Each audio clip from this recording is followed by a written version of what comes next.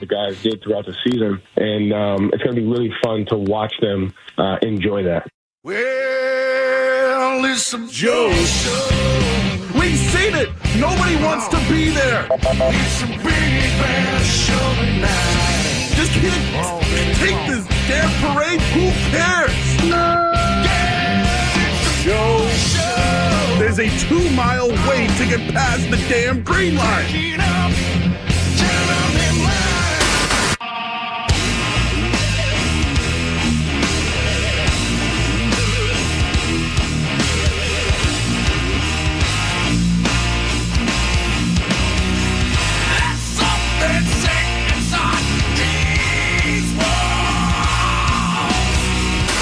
Anyone who gets scared by a bear in the neighborhood, call Joe Murray. I happen to trust Joe Murray. First time I ever met Joe Murray was at a hoop. 98.5, the Sports Hub of Joe Murray. Oh, we're still going strong. It's a heat wave. But we are still here until 11 o'clock tonight on 98.5, the Sports Hub. We got Skaz here, our intern Kevin. Tonight is answering your phones, and the phone number is 617-779-0985. Ride the wave, baby. Oh, I don't know if I could do a beat on the beach on a day like today. You know, you would just melt out there. But you want to ride the wave of the night show right now as we're continuing the coverage of the Celtics and their NBA championship. And, of course, tomorrow is the parade. You may have heard my feelings on a parade in the intro right there, but literally, the city of Boston will be essentially closed down. There's no school for the kids in Boston. The Sports Hub is doing a live broadcast from Hurricanes from 10 to 2. So, I mean, if you got nothing to do in the morning, you might as well just pop in down to, the old Causeway area and enjoy yourself tomorrow and be safe. And it's going to be a little bit cooler than it is today as well. So we're here tonight all night long, and you just heard Joe Mazzulla. He was on with Zoe and Beetle, as we mentioned, and they asked him, hey, you've been on a duck boat tour before? And he goes, well, yeah, beginning of the year I brought the coaches, we all went on it. And I'm a fan of team builders. Again, I've worked here now for 13 years or whatever it is, but I worked in tech and in automotive and all that before in my lifetime. So team builders are huge. Right? Some people will rent out the bowling alley. Some people will rent out, Thompson Island or whatever.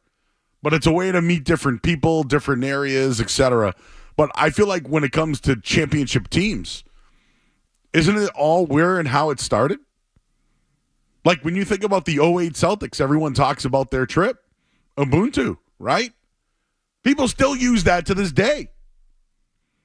Well, the same thing happened with the Celtics team. I mean, the one I always go back to is Wick Grossbeck bringing Brad Stevens, who we're going to bring up in a minute here, but Brad Stevens and Joe Mazzulla in a room and saying there needs to be changes. And, I give Cerrone Battle credit for this one because he keeps telling me, well, if they went to the finals again, maybe there wouldn't have been as many changes. I don't know. It's up for debate, but I like the take, so I'm rolling with it. But Brad Stevens, I've heard this a couple of times now. The old GM of the Warriors recently said the MVP of the finals should be Brad Stevens. And I know he's not on the court, but Adam Himmelsbach of the Boston Globe, we had on a couple of weeks ago, mentions that Brad Stevens was letting loose a little bit. Because I know,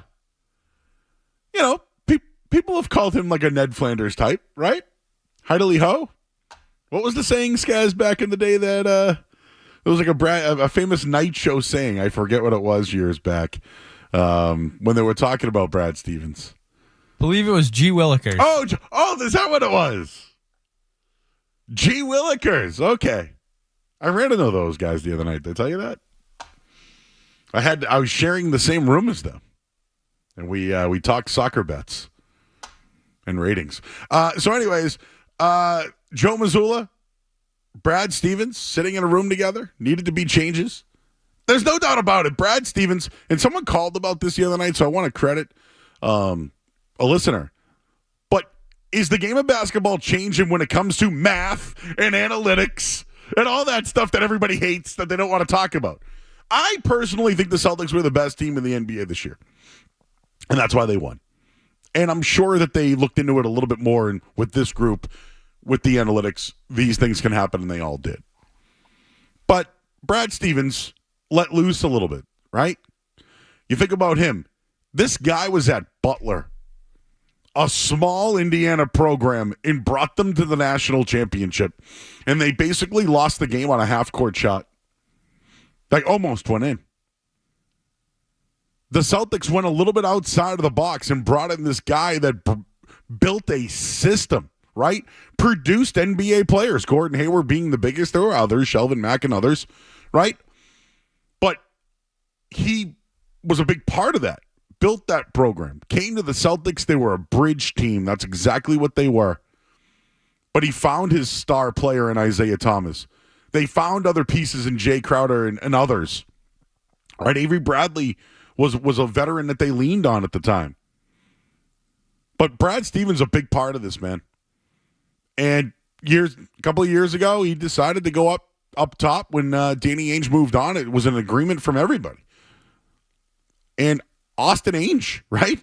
Wasn't he a big part of it as well? There was talks about who's going to be the next guy after Danny Ainge. It was Brad Stevens. And Himmelsbach wrote that he likes seeing him let loose a little bit.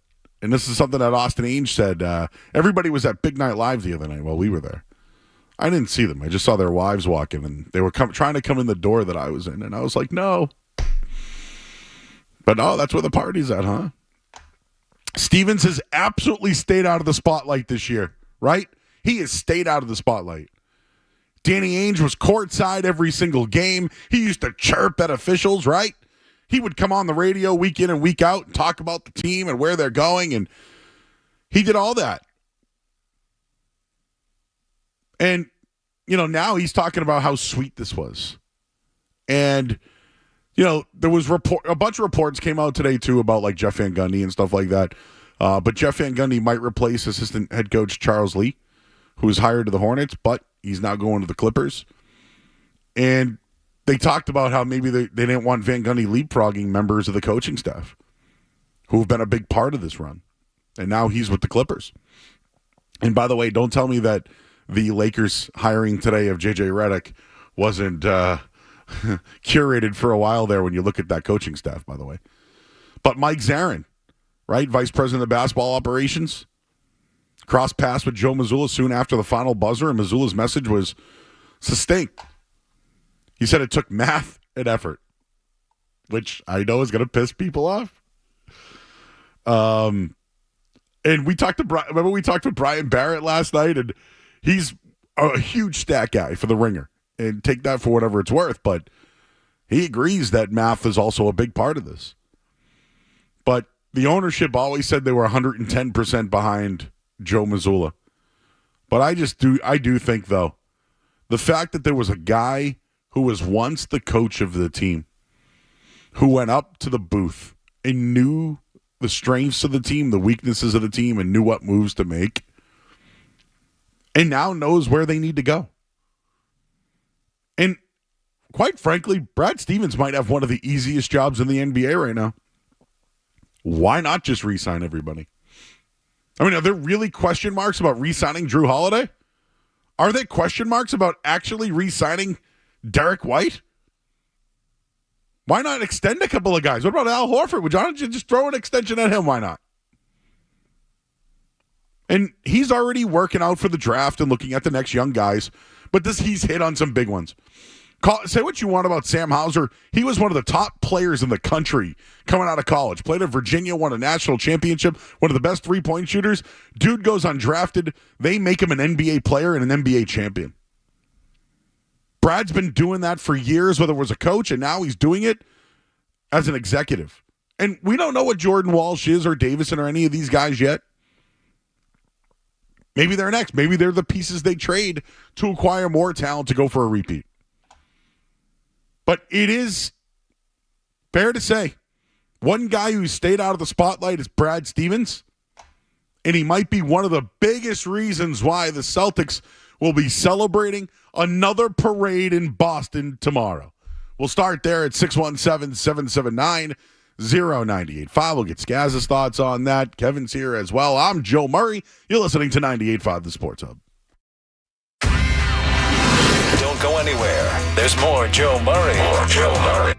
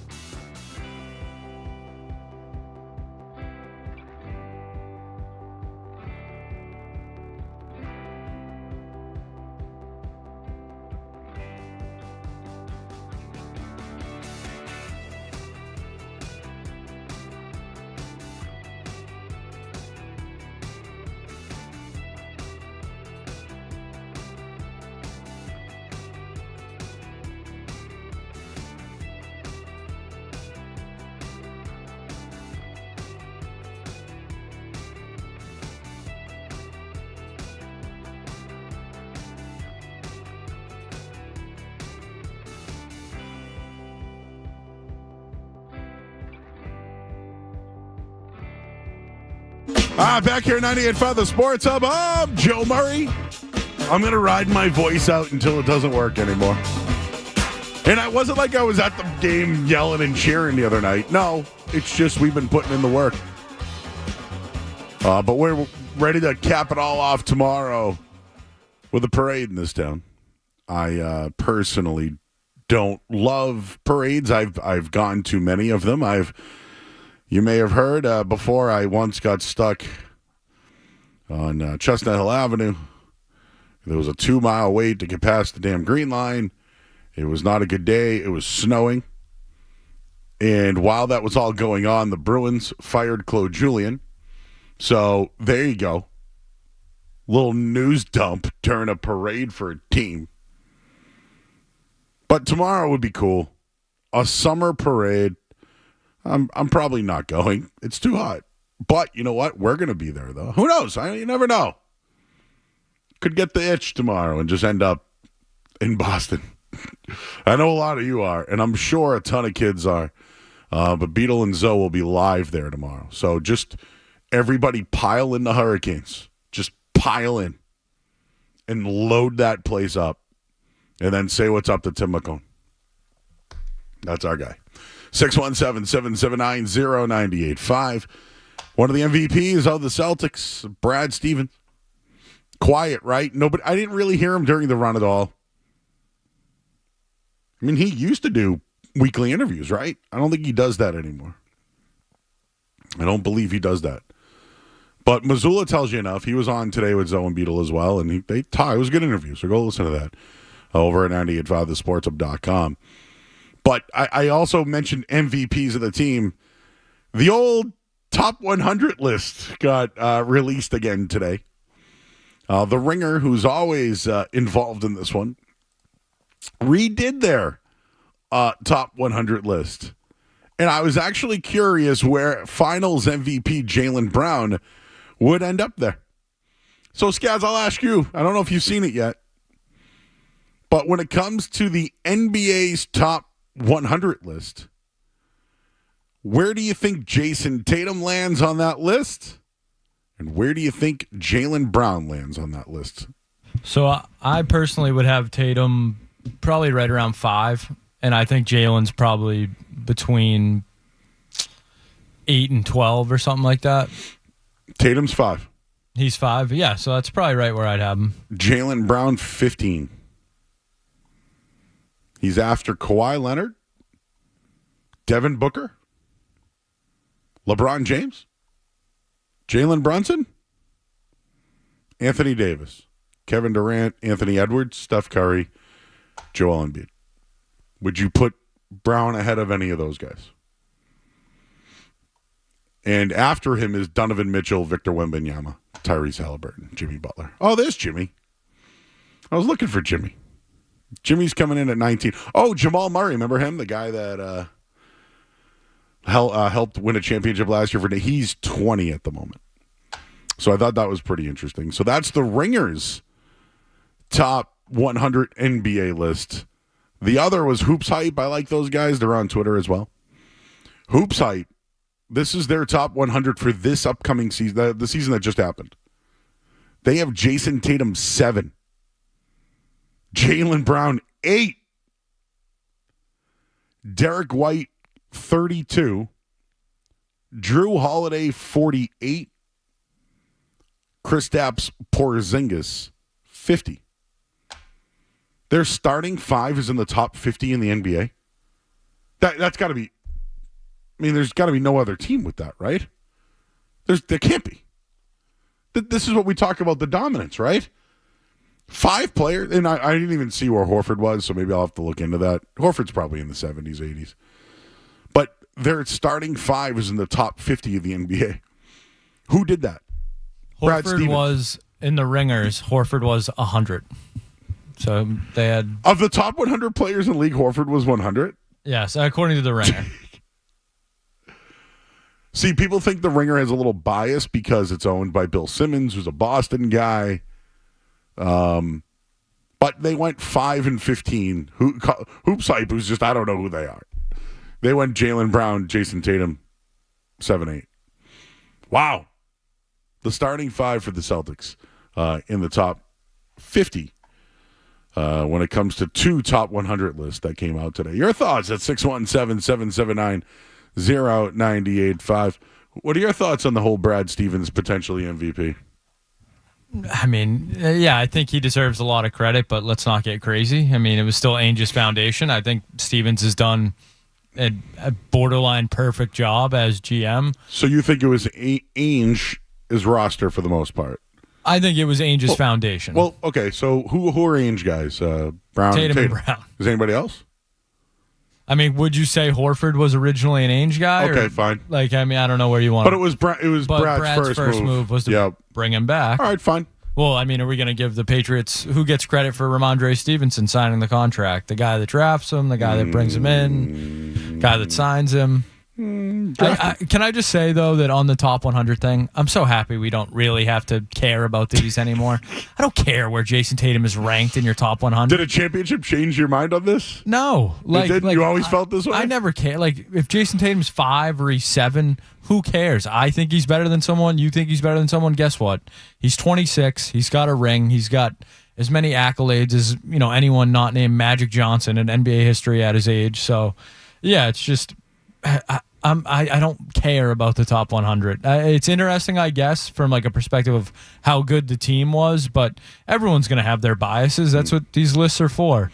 But on the Stevens Ainge thing, I just think it was, you're not here without Ainge really putting his cards on the table and making a move that I don't think other GMs would have made. Like Markelle Fultz, I know we laugh at it now, but going into that draft, he was far and away on every team's board the number one guy. And it's not like he was... I think what held him back, he had a shoulder injury, and it just derailed his development, I think. Yeah, and it's not like he was like the number one guy for like 3 months, like and had a great season. No, he was the number one guy for like 2 years, basically, heading into that draft. And Ainge said, nope, Tatum's my guy. And Lonzo Ball had a lot of skills, but it was like... The Lakers were sold on him because of the position and everything that went with it. Yeah. And Ainge didn't get caught up in any of that. He had a plan and he executed it. And Stevens, I mean, I think his only whiff might be Mike Muscala. So the guy's been flawless. But yeah. I looked it up. He played in the Game 7 last year at some points. He's got more Game 7, final. Well, I shouldn't say finals. Eastern Conference finals. I think Joel has a few, right? He still lost that. I always go back to Jimmy Butler and Joel Embiid, and that's I think why I care about the top 100 list. And it's another thing too is 6 different winners the last 6 years. Like that's why I'm stuck on this #repeat thing because, yeah, there have been different winners, but do you see Embiid coming back? Like Giannis, maybe. Yeah, I can see Giannis potentially getting back there, but I mean in the East, I'm just trying like Butler, maybe. I think he's getting older. He's going to team up with Embiid again. We'll see how that goes. They won't. I mean, I just don't. They're in the Eastern Conference, right? I don't see Jokic. I see coming back. I'm still interested in the Lakers. I know they made some moves today. I don't know why. Why am I still on the Lakers? What is it? It's Celtics Lakers. Is that what it is? Always curious. Even Ty Lue and the Clippers, I still think about, right? Well, that one's a you problem. Yeah, but like they have Kawhi. They have these guys that can play. If Kawhi's healthy, obviously. Yeah, if Paul George is healthy. Is that the story now for the last 15 years or whatever it is now with him? Jeez. Brad Stevens, Danny Ainge. It's just like Dan Duquette, Theo Epstein, right? It's just... Parcells, Belichick. Oh, yeah. The first Patriots 0-1 Super Bowl, Parcells guys. It's kind of a blueprint here, Get a younger guy, that'll It's make always the next guy who replaces aggressive moves. It's like when Dungy built the team, but John Gruden comes in and wins it, to give you an outside of Boston scenario. But yeah, it didn't happen. Well, 2008, no, that was Ainge's team. 2008, they sucked. But they developed Al Jefferson, and it helped them get Kevin Durant. Let's take a couple of calls before we hit the headlines here, which I didn't write. Let's start with Joe's in Leominster. Hey, Joe. Hey, I was called about this last night. When you were talking about where this all started with this current championship team, and you're talking about meaningful team builders, how about Al Horford taking the whole team to Top Golf last year And it all seems to have stemmed right from that point.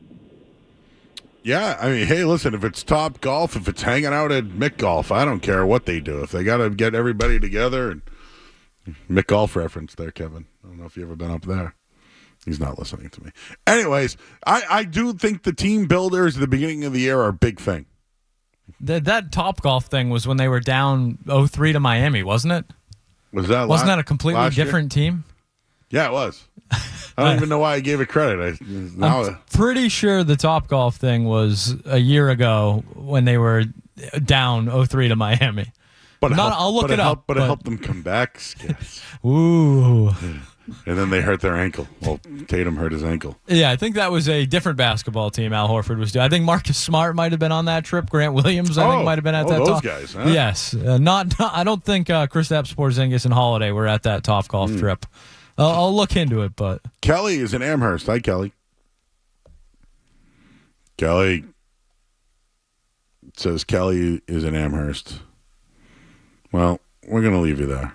How about Sean and Woburn? Hey, Sean. Hey, Joe. How you doing? Love the show. Thanks, man. All right, so this is a little loose, but bear with me. So, like, Stevens and Ainge, like, people keep going back and forth, like, who's more important. I feel like it's kind of like Brady and Belichick. Like, Ainge was kind of like Belichick, where he built the foundation. Like, if they didn't, he was playing checkers when everyone was playing chess, drafting Tatum and Brown, when everyone thought he was crazy. But Stevens made moves that Ainge never would have made. So I feel like it's got to be 50-50 because, like, it wouldn't have been one without the other. Yeah, I mean, but doesn't it seem like the common theme with every sport in this town? Right? It was Chiarelli and then it was Sweeney, right? Or it was, who was before Chiarelli. Whatever it was, it's a common theme. It's like one guy built it and sucked and couldn't win. The other guy comes in and figured it out. Yeah, it's a common theme around here. But I back to Stevens having an easy job. He does, right? Like, Skaz, if you're looking at all the GMs in town right now, right? I mean, Elliot Wolf's trying to build something if they let him. If they let him. Don Sweeney's got some moves to make. Craig Breslow is, they're still Heim-Bloom guys, right? They're the next story. They're playing well right now, the Red Sox, with Heim-Bloom guys. Didn't the Red Sox win a championship with Dave Dombrowski? Yep, Dave Dombrowski was here, and then the rest of those guys were a lot of, when Heim-Bloom took over, were Dombrowski guys. It happens. It happens. All right, that's on the table. Also, the Patriots made an extension today. We'll tell you who it was and give you my thoughts on it. And I have I was thinking outside the box on this one. So we'll get to that. We'll do your headlines right now. I'm Joe Murray here on the Sports Hub. Sports Hub headlines. Yes, that move was Ramondre Stevenson. Running back for the Patriots got an extension today.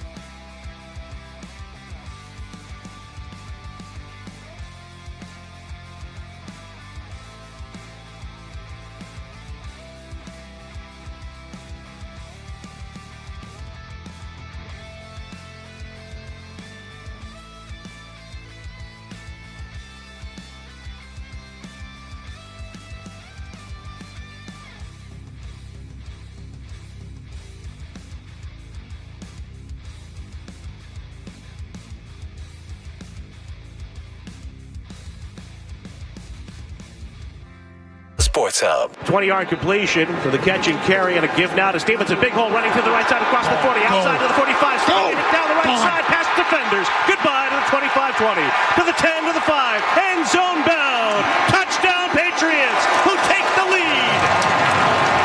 Boy, it's good to see that. Something about that guy shows you a little pop. You're down 10. Defense makes a big play to get you going in this game. That's the big thing.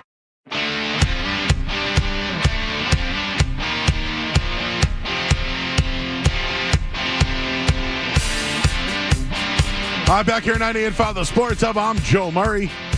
We'll continue the Celtics conversation all night. We're just mixing in other things because we have to. I don't know if I can do 4 full hours of Celtics, not to mention night. This is a big story. Let's face it. The Patriots locked up their running back, Ramondre Stevenson. Got a 4-year contract extension. So, in reality, this is not a big deal. Not a big deal. All the Patriots did was secure one of their better players who can be a 3-down back, who's had over 1,000-yard rushing season. He can certainly catch the ball, as we know. He's really good in pass protection. So if you're going to re-sign players, you want to re-sign good players. I think Ramondre Stevenson's issue is that he's a running back. That's it. If you looked at him a little bit differently as a football player or a playmaker or something like that, but the money means nothing. It really doesn't, because they haven't spent any of it. So don't look at the Ramondre Stevenson contract and say, "Oh, they're giving that guy guaranteed money." Don't even look at it. It doesn't even matter. Don't even look at don't give it any pushback. The pushback is that they have this money to spend and they didn't spend it on talent that was available. And here's my take. At the beginning of free agency this year, I thought the number one position that this team should have identified, besides offensive line, the number one position they should have identified in free agency and spent money on was a running back. Why? Because they make no money. So if you have money and you're going to give somebody, I don't know, you don't want to pay $20 for a wide receiver. Clearly, you don't want to pay $20 million for a receiver. So how about 9 or 10 for a running back that can do multiple things? The guy I wanted was Saquon Barkley. That was the guy I wanted. They could have given him the money. They didn't. Right? Josh Jacobs was available. Derrick Henry, if you wanted to do it. Tony Pollard would have fit in very well. Austin Eckler, DeAndre Swift, whoever. Devin Singletary, A.J. Dillon. There were a ton of them. You could have thrown the money at talents like that. Because you don't want to spend on playmakers and receivers. You just don't. So instead, you'll just keep the guy you have who's hurt. Who got hurt last year. I think Stevenson's a nice player. I really do. He's a nice, fine player. But you missed out. We're going to continue to look at the Calvin Ridley deal and say, then I don't want to spend on that guy. So why didn't you spend on a running back? You have the money. You still have money. You could have spent it on a dynamic running back. And there are some other things here regarding Ramondre Stevenson. He's now the 7th highest paid back behind Joe Mixon and DeAndre Swift. Skaz, who would you rather have? Stevenson, Mixon, or Swift? Oh, that's a tough. I like Mixon a lot. I think maybe Mixon over Stevenson just because he's more versatile. But I like Ramondre a lot. I'm worried about how last season ended. You know, what was his last game? Week 12 or whatever it was? I don't even remember. Well, you just played the highlight of him having that touchdown, but I remember the Patriots' 2 best players, not last year, but 2 years ago, cost them 2 games, right? Jacoby Myers threw the ball backwards at one point, and then didn't Ramondre fumble? So they were their 2 best players 2 years ago. They lost Myers, and for the most part, they lost Stevenson. And Stevenson didn't really like the whole Zeke Elliott combo, right? And now they're bringing in Antonio Gibson, who's supposed to be a passing back. Stevenson's a 3-down back. You know what else I read about him, real quick? He's been watching video of Nick Chubb and what's happened with Cleveland and their offensive game, I'm not saying Ramondre Stevenson can be Nick Chubb, but if that's how they're going to use him in this offense, getting him at this money is not a bad deal. It's not about the contract for Stevenson. It's about the fact that they have the money and they didn't spend it anywhere else to complement him. Yeah, and if you're someone that hears that and kind of rolls their eyes and say, "Oh, Stevenson's good, but he's not, as explosive or good as Nick Chubb." When Chubb went down and Jerome Ford stepped into that role, he was very productive well. too. Everybody played well. Exactly. Their quarterbacks played well, right? How many quarterbacks did they have last year? Yeah. DTR, Joe Flacco, Deshaun Watson. Whoever they threw into that whole scheme, it worked. That's more what I would look at. Don't look at him and be like, "Oh, he's trying to be Nick Chubb." It's the fit. Can he perform in that style of offense? And you see a guy like Jerome Ford, who's not as talented as Stevenson, do that. I think that should give you hope. I don't think they can because of their offensive line. That's the worry. Oh, you're not excited about the guy they signed this week? Who? Yes, exactly. What was his name again? I'm sorry. Couldn't tell you. I heard someone doing headlines saying the name, and I'm like, who the hell is that guy? Like, guys, I knew who Cole Strange was coming out of Tennessee Chattanooga. You and Sean McVay? I did. No, I really did. And when he came off, me and Lifshots got into it that night. Well, there's a shock. He liked it. I didn't. We went at it, man. A lineman in the first round. Oh, God. That's how I feel about this signing. It's like, yeah, all right, he's a fine player. Like, you're gonna. He's a good player. You're gonna sign good players, fine. Does this change you? Are you changed? Are you bet? My bet of them being the worst team in the NFL every day, man. I keep looking at that thing. I'm like plus 325. Is it gonna go up at all? I just every day I'm like, if it goes up to like 350, 370. Who's their biggest competition? Carolina? Yeah, but I don't know. I feel like the quarterback there is gonna be better. I'm not a big Bryce Young guy, but you'd have to think. Well, we thought the same thing about Mac Jones. Though you they have to be better. It's like, yeah, they don't know. They don't always. Andy, where'd he go to school? Alabama. And who was his offensive coordinator in college? Bill O'Brien. No longer suspect. He got freed. And now he's getting like opening spots in the EA football in the opening credits. That's right. Him and Meter are going to be doing a show, I guess. I don't know. That's what I heard. I saw Meter recently. Imagine those two together. Anyways, Ramondre Stevenson got paid. Your thoughts at 617-779-0985. Yeah, do you even care about the money? No. No. I think I saw it's like 4% of their cap or something like that. Like, it's fine. You got to pay somebody. You need good players. Grant on Twitter says Stevenson got paid for the simple reason that the Crafts aren't willing to pay for top-end wide receivers. Thank you, sir. It's a cop-out. It helps lessen the criticism. Man, they really signed a lot of those free agents, huh? Belichick's draft picks, they loaded up on those guys this year. We got Jim who's up. I don't know what I did. Some button popped up. Jim's in Medford. Hey, Jim. Hey, how you doing, Joe? So yeah, I'm great. I like what Missoula said. When he was complimenting the players, say, "Hey, look, it's all about the players on the court," and it made me think. Coaches compliment players. General managers compliment coaches and players. Owners extend credit to their general manager, their coach, and their players. Every now and then, you got a knucklehead like Jerry Krause, may rest in peace, who says it's organizations that win championships. When you got Michael Jordan on the team, who's out there killing it. And so I felt like Tatum almost took the bait earlier this season when someone said, "Hey, do you think you can be the face of the NBA?" He's like, yeah, definitely. Just say, that's not my job. I just go out and play. And so when you disrupt it, when you disrupt the chain of praise, that's when I think you run into problems. So I love what Missoula said. All right, man. Well, hey, would you ever jump in the Mystic River? Did I? No, would you if on a hot day? Oh, yeah. I live by the Mystic River. So you have no problem jumping into the Mystic? Well, the Mystic Lake, not the river. Well, the Mystic River is what I asked. Yeah, well, I don't know. They kind of connect. No, I probably wouldn't jump in there. Okay. The dog goes in there a lot. Oh, okay. All right. Well, thank you. This is a on-running thing from last night. I saw people jumping into the Charles. Kevin, would you jump into the Charles River in West Roxbury right over there? Have you ever? Because I wouldn't. It's hot today, though. Kevin fell in there one time, he said. Yeah, what happened? Did you get sick when you got out or anything? I got poison ivy. Yeah. He said surprisingly did not get sick. Oh.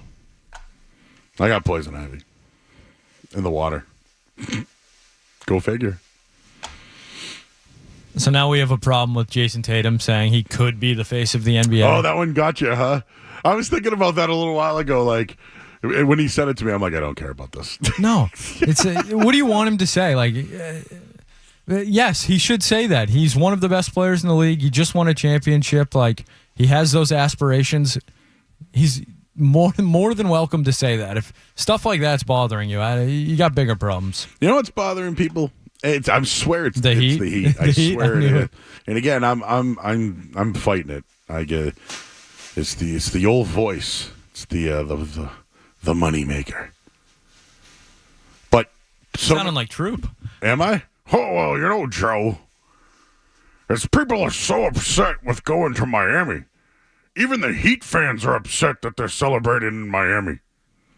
If you don't want someone to celebrate in your backyard, maybe win it yourself. I'll just tell them to go kiss the rings. You ever see Troop's ring?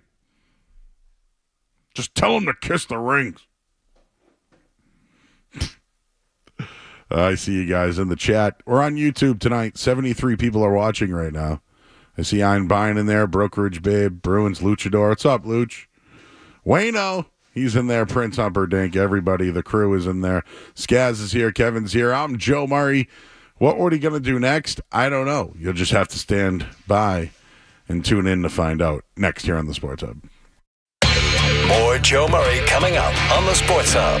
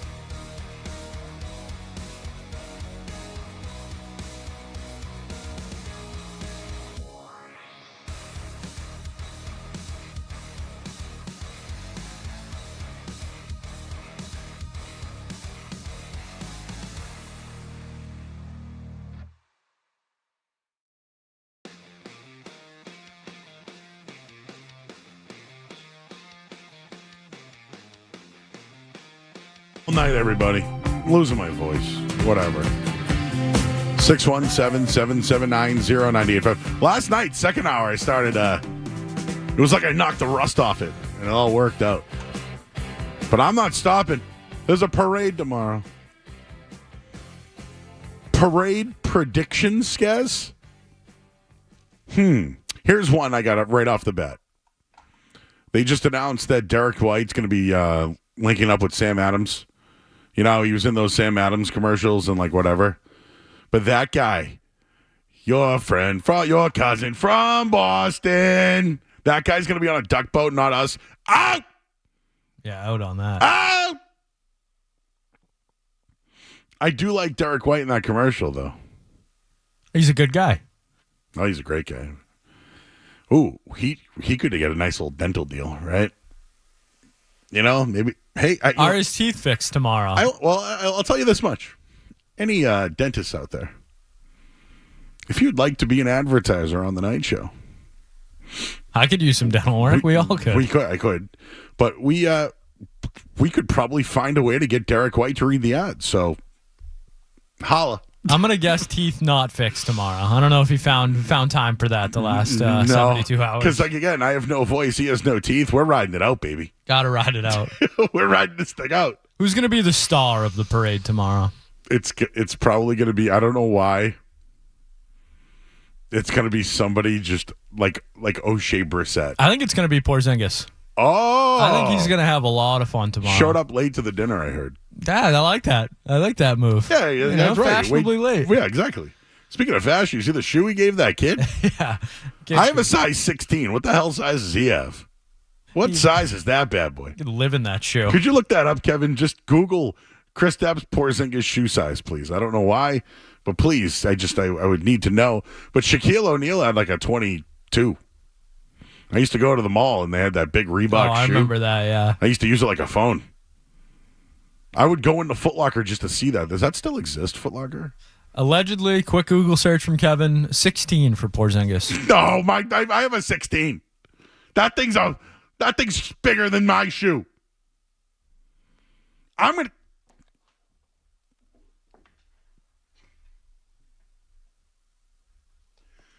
This is my shoe. I have a size 16. Porzingis' shoe is bigger than my shoe. Skaz, my shoe or I'm going to tweet this out now so everybody can see it. I have a size 16 shoe. That shoe's bigger than mine. So according to innerbasket.net, Shaq has the biggest shoe size ever with a 22. Okay. Taco Fall also size 22. Taco, okay. But yes, Porzingis on this list listed at 7'3" with a 16, size 16. Wow, 6'3" with a 16. Yao Ming 18 for those ones. Oh, okay, Yao Ming. Things you wouldn't have gotten anywhere else tonight. You know? I can't believe I took my shoe off for that. This kid could have a party in that shoe. I'm retweeting it. You got to see this thing. The camera guy's got it. Oh, yeah, and by the way, the Top Golf thing was to ease tension, down 3-0. Yes, not this year's Celtics team. Mike's in Worcester. Hey, Mike. Hey, what's going on, Joe? How you doing? Joe, you got a favorite restaurant down in the Cape, same as I do, the Jamaican place? Oh, yeah, it's closed, bro, in Dennisport. Yes, sir. Yes, sir, it is. But there's the woman who bought it out, Joy, and she's wonderful. I had to tell you same about it. Spot? Same exact spot. She bought him out, and I told her about you and how you promote the restaurant, and I told her, good luck. You're going to be very busy this summer because Joe on the radio constantly pumps that place. Now, listen, on a hot day like this, do you want Jamaican food? Well, I was in the Cape. The Cape was 80 degrees all week. That's true. It's much cooler. Oh, it was beautiful, Joe. You missed it, unfortunately, but it is what it is. And she had the food is immaculate. It's wonderful. You're gonna Joy's is the new place. You gotta sift on Google, but Joy's, she's the one. I just perked up. Oh yeah, you're gonna love that. Don't you worry, buddy. You're in luck. And good job, Celtics, buddy. We love them. Thank you, man. That's exciting to me. I found out that the Jerk Cafe closed. This has changed my summer. I was so upset I couldn't get over there last year.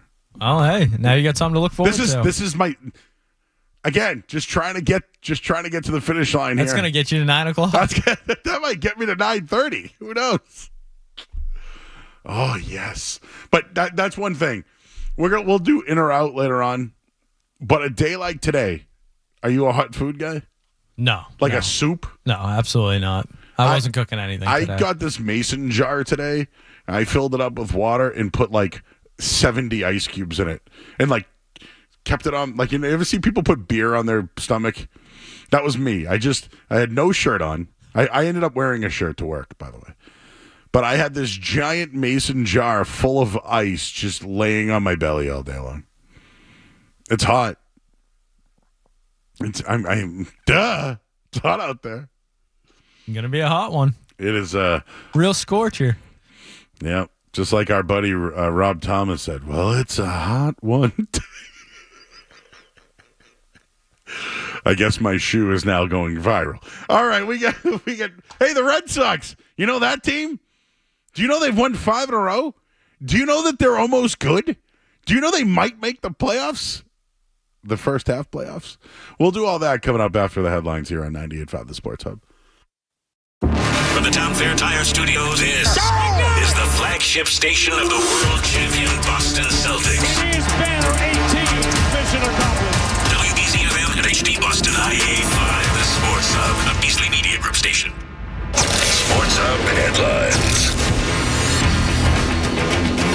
Ramondre Stevenson got a contract extension with the New England Patriots today. He's going to get $17 million guaranteed. That's good for him. Bunch of NBA news today. J.J. Redick, the new Lakers coach. Bulls and the Thunder swap Alex Caruso and Josh Giddey. And the Red Sox are off tonight. They play in Cincinnati tomorrow. Headlines. They are brought to you by Awaken 180 Weight Loss. Don't put off losing weight this summer. Reach your goal during the easiest season for weight loss. Awaken 180, the official weight loss program of summer. I'm Joe Murray. Your next update in 30 minutes. If you've got the app, you've got Toucher and Hardy to wake you up no matter where you are. Or who may or may not have been to jail. Get the app. The 98.5 The Sports Hub app. That is Tanner Houck, 5-5, 185 earned run average. He has the third best ERA in the majors. Tanner's 1-2 and struck him out. He's off to the races. Swung on and missed for strike 3. 2 Ks at the outset for Tanner Houck. Swing and a miss here by Vaughn, and he strikes out. And a cut and a miss to put him away. Right back with that filthy slider. 2-2 and kind of a choppy swing and a miss. He fooled him. That's going to be in there. Strike 3. He froze him. 7 strikeouts for Tanner Houck.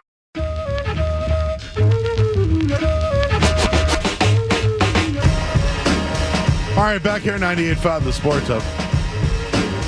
We're going to talk to our buddy Christopher Smith coming up in just a little bit. Reason why we're playing that for you is Tanner Houck. 15 starts, huh? Already? Wow. So this is when we do facts versus facts. FACTS versus FAX. And this is where I look at numbers and I say, no. But numbers are numbers, right? Facts are facts in this case. Tanner Houck in his first 15 starts this year has a 2.14 ERA with the Red Sox.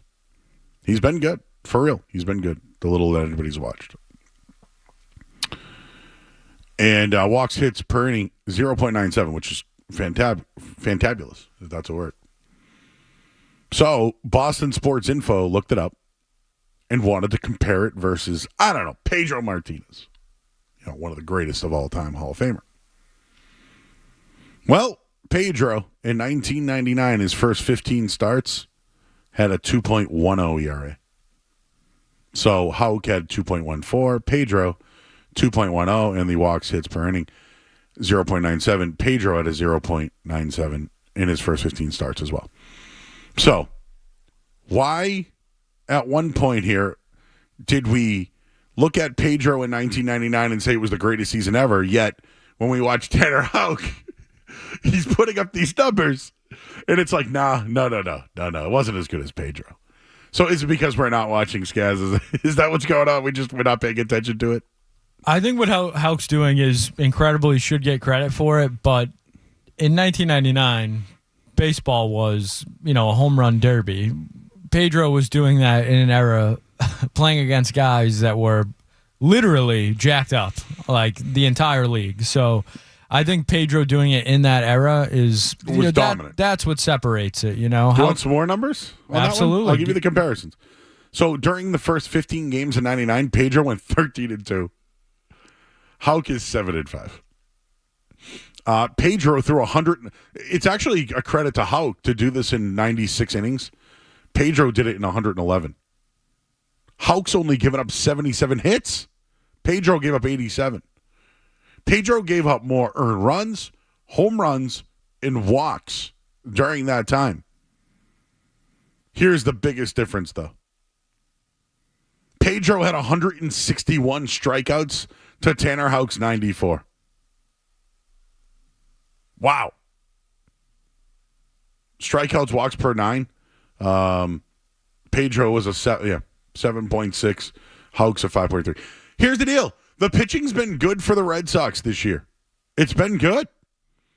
Right? People wanted them to go spend money in the offseason. And listen, I'm going to be positive about the Red Sox because, quite frankly, we got our major league movie situation with the team.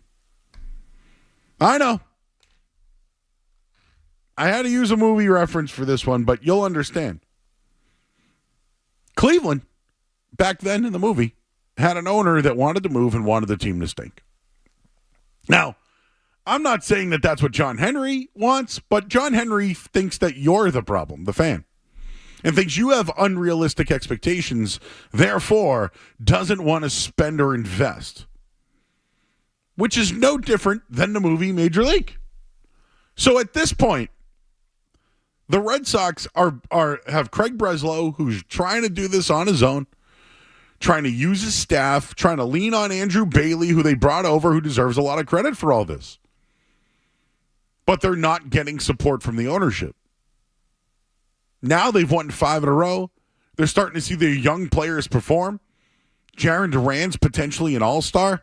I mentioned the starting pitching, the bullpen they're getting, the timely hitting, the power that's happening now. They're doing it despite ownership now. And when they go on this little bit of a run, let's say they hypothetically are in the conversation for a playoff spot. Do they now challenge ownership to make moves?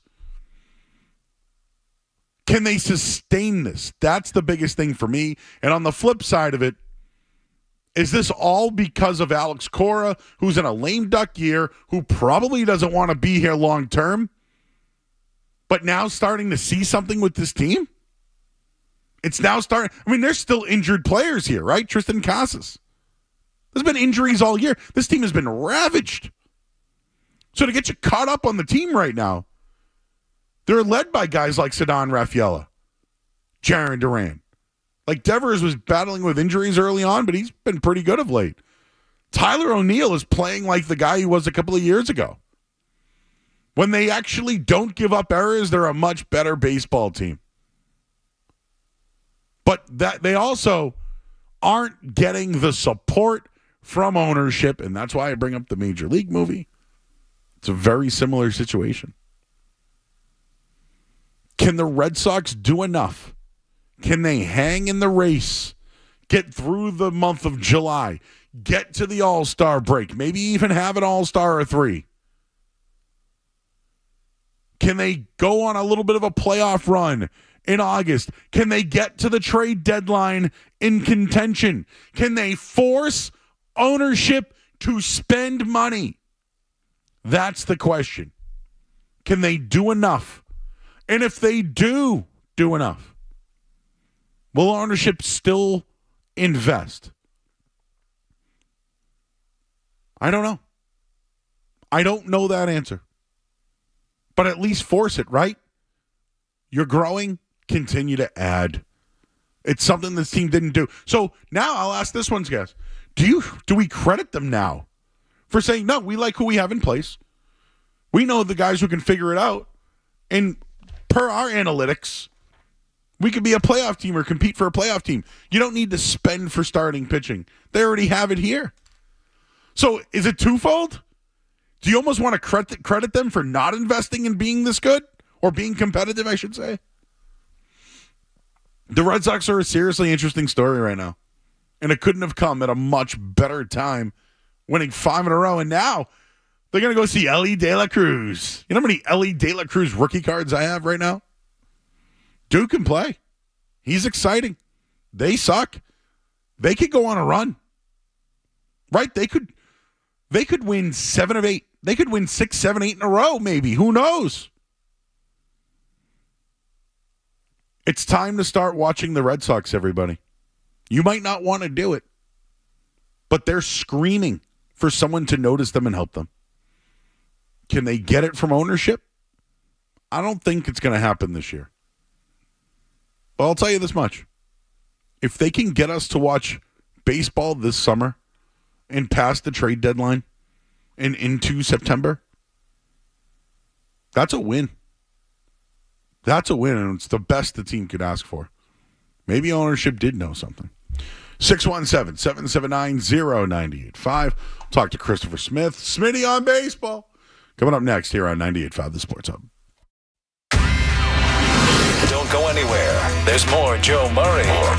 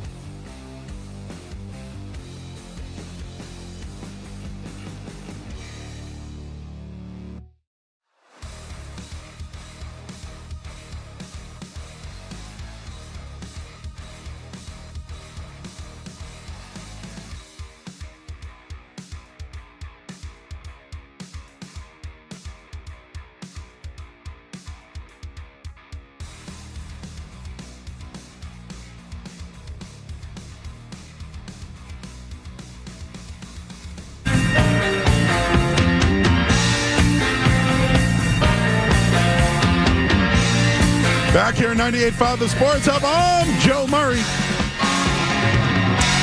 We're talking baseball. They're talking baseball. Well, let's talk more baseball with an expert. On the Volkswagen Dealers Expert Hotline right now, it's Christopher Smith. He's from Mass Live. Smitty, what's going on, buddy? What's up? What's up? How you doing? Who's hot? What's hotter, the weather outside or the Boston Red Sox? Well, I am on my way to Cincinnati. I'm at the airport right now, and it's going to be 95 there for the entire weekend. So I guess it's a draw. However, the Red Sox are pretty hot. It is hot in Massachusetts today. I spent the whole day at the pond with the kids and to cool off. But, yeah, I mean, the Red Sox are obviously a hot team right now. Five straight wins and 5 games above 500. And, you know, you're looking at the wild card standings, and they're only a game behind. So what do you attribute to the success here? Obviously, I'll tell you, the stolen bases seem to stand out to me, but is there like an instant or a moment or a pep talk or something that has kind of let them go on this long run here? I mean, I'm not saying that this is the reason. I mean, but obviously some people are fired up about John Henry's comments and they disagree with them. I'm not saying that. You know, Chris Cotillo, my co-beat writer, wrote a story where he interviewed, several guys, Kenley Jansen, Liam Hendricks, and, they were opposed to Henry's, comments about this team. And so, I think that there can be some motivation factor there. However, I just look at it as they're hitting well right now. Suddenly they've, obviously the steals are part of that, but they're now fifth, they're in the top 5 in the league in batting average, on base percentage, slugging percentage, OPS, doubles. I think they're 9th in home runs, and I think they're 5th or 6th in stolen bases right now. And you go back to the team, the best team that they've had in the last 10 years, the 2018 team, and they actually stole bases. They stole, I think, like 140 bags. This team right here has already more stolen bases than. You look at the last year's team, the 2021 team, the 2019 team. Obviously, we don't count 2020. So, yeah, I mean, this team is kind of like, been able to, actually hit the ball here in June, and that's helped. Do you think it's sustainable? And the reason why I ask that is, yeah, the Henry comments may have motivated some people. It motivated me. I'll tell you that much. Like, I'm now looking at this team and saying, if they can hang around, right? We're almost into July now. The All-Star break will be there. Maybe they'll have a couple. Maybe you have an idea on maybe some guys that could be there. But if they can make it to the trade deadline, because that's the story, right? Every year around the trade deadline, when they don't make a move, the team starts to fall apart. Can they do enough to make ownership help this team and make a move?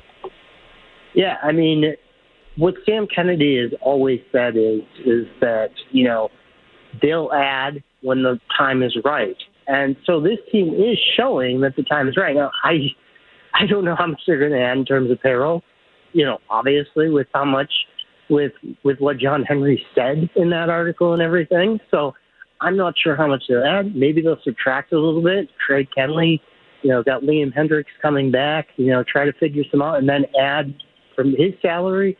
I don't know exactly, but I find it interesting that, they are in the thick of things. Like, so, you look at it, even if they're playing 500 ball at that point, they'll still be in it just because the Houston Astros and the Texas Rangers, who won the World Series last year, they're 4 or 5 games under 500, underachieving. The Toronto Blue Jays are underachieving.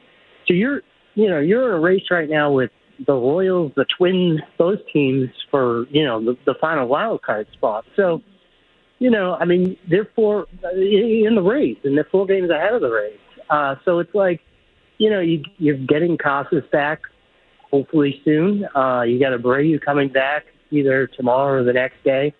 And so the offense is going to be even better. And, some guys have obviously overachieved. I think that David Hamilton could get back to life, and certain guys can come back to life a little bit. But, overall, they've showed that, that Sam Kennedy was wrong to say that they've underachieved. I completely agree with that. The other thing I wanted to mention is you mentioned maybe some guys could come back to reality. I was shocked to see Ceddanne Raffaella leading the team in RBIs. What is it? Just his timely hit? What do you attribute to that?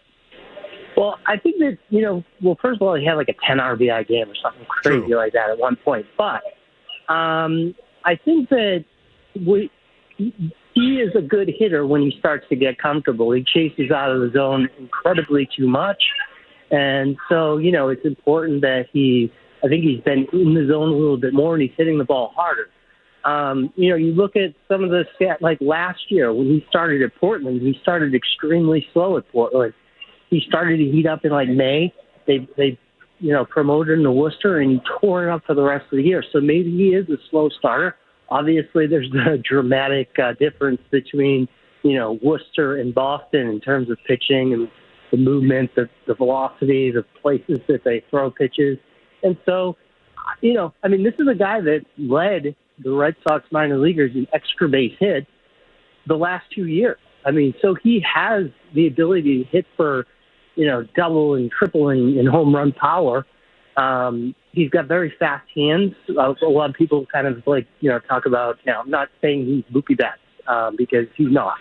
But like that ability, like he's a small guy that has quick hands, quick twitch, and he can hit. So I think we're starting to see a guy that can hit. I don't know how, how he profiles, going forward in the major leagues, but he's obviously a great defender, so he's going to be a plus player in that area.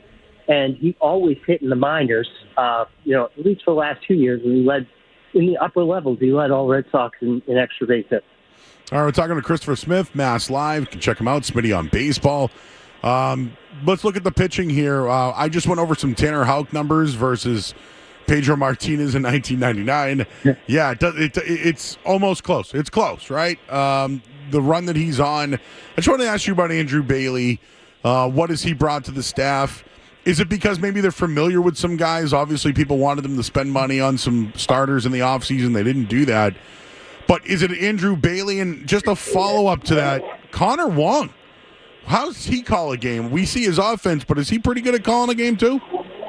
He is. I think they have, two good catchers in, calling games in Reese McGuire and Connor Wong. But, in terms of Tanner Houck, what's been impressive is just his strike throwing, ability this year. It's kind of crazy because he's, last I checked and I asked him about it, top 3 for the AL Cy Young voting. And, you look back in February and March and he was competing for the 5th spot in the rotation. So, maybe if they had gone out and got an additional guy and Giolito had stayed healthy, then you wouldn't even know what Houck is possible, what is possible here because he would have been in the bullpen to start the season. So, maybe things work out when your owners don't spend money. However, I think that his stuff is just really nasty. I think what Andrew Bailey has really preached is, don't throw pitches that are going to be hit. Throw your breaking ball stuff more. He's got an awesome, slider. He's very much like Chris Sale. And his cutter's been very good this year, too. And so, I think a lot of the guys have gone away from, if your four-seamer's getting beat up, don't throw the four-seamer. And that's just kind of been Bailey's philosophy. It's, go to the pitches, the most pitch usage of the pitches that do the best. And, there's clear data to show which ones those are with batting average again. What changed for Jarren Duran this year in 86 hits, right? Stealing bases. What has changed in his game? I think it's just, I saw it last year. He was really good for them last year. I think that he's obviously become a better defender this year. I can't believe the numbers he's putting up in the outfield defensively. He's got 9 defensive run saves, 6 in center and 3 in left. And so that's pretty crazy. But in terms of just his overall offense, you look at him, and every time he hits the ball in the outfield, he's looking to go to second. Every time he hits the ball in the gap, he's looking to go to third. His speed is, creates so much. Even when he slumps, he can tap a ball to the left side of the infield and get on base. And so, his ability, he's really driving the ball. He's driving the ball both, all ways, but really good to left field, opposite field, and I think he's, deserving of an all-star. The AL outfield all-star, competition is pretty weak. And so, he's deserving. I mean, look at what he does at the top of the lineup in terms of that speed and everything. And, he's becoming a solid baseball player. I tell my dad all the time, he's going to go through stretches where, he struggles. There's going to be stretches. He's a little bit of a streaky hitter. But in all, as he showed last year, the numbers are going to come out at the end. And he's doing what he kind of did for a long stretches of last year. How's Papa Smitty feel about Jarren Duran changing his hair? Does he like that one? What's that? You mentioned your dad. Remember when Jarren Duran had that hair? He got rid of it. I think since I was going to ask, how's Papa Smitty feel about that one? I really didn't even notice he did get rid of it, didn't he? It was like blonde and kind of like a what do you call that? Silver. It's like a silver fox. Yeah, it's like a silver fox. Yeah. And he got rid of it. Now he's been on fire. Well, that's what you got to do as a baseball player. Anything that works. Speaking of what works, what does Alex Cora do now, right? The team has 3 days off and then 12. So what's it, 4 in 19 days, 4 days off? What are they going to do with the rotation? And does Chris Martin come back now to the bullpen? Yeah, so Chris Martin's back. And, with the rotation, I mean, they just sent Cooper Criswell down.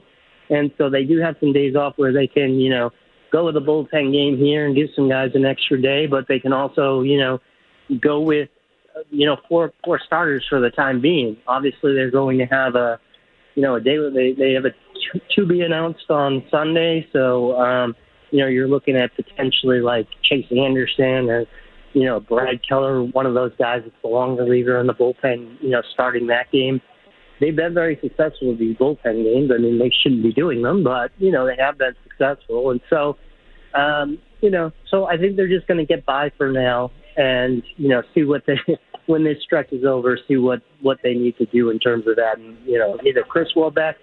Now, Josh Winkowski, I don't know how he pitched the other day, but he's been pitching pretty good at Worcester starting-wise. And so they've got some interesting arms, right there, too. I want to ask you this. Who deserves the credit for I guess, the depth with the team? Is it Heimblum? Is it Craig Breslow? I was just thinking. Think about it. All these guys went down, and they just pieced the guys together. Like, how did they have all this depth? Like, Heimblum deserves...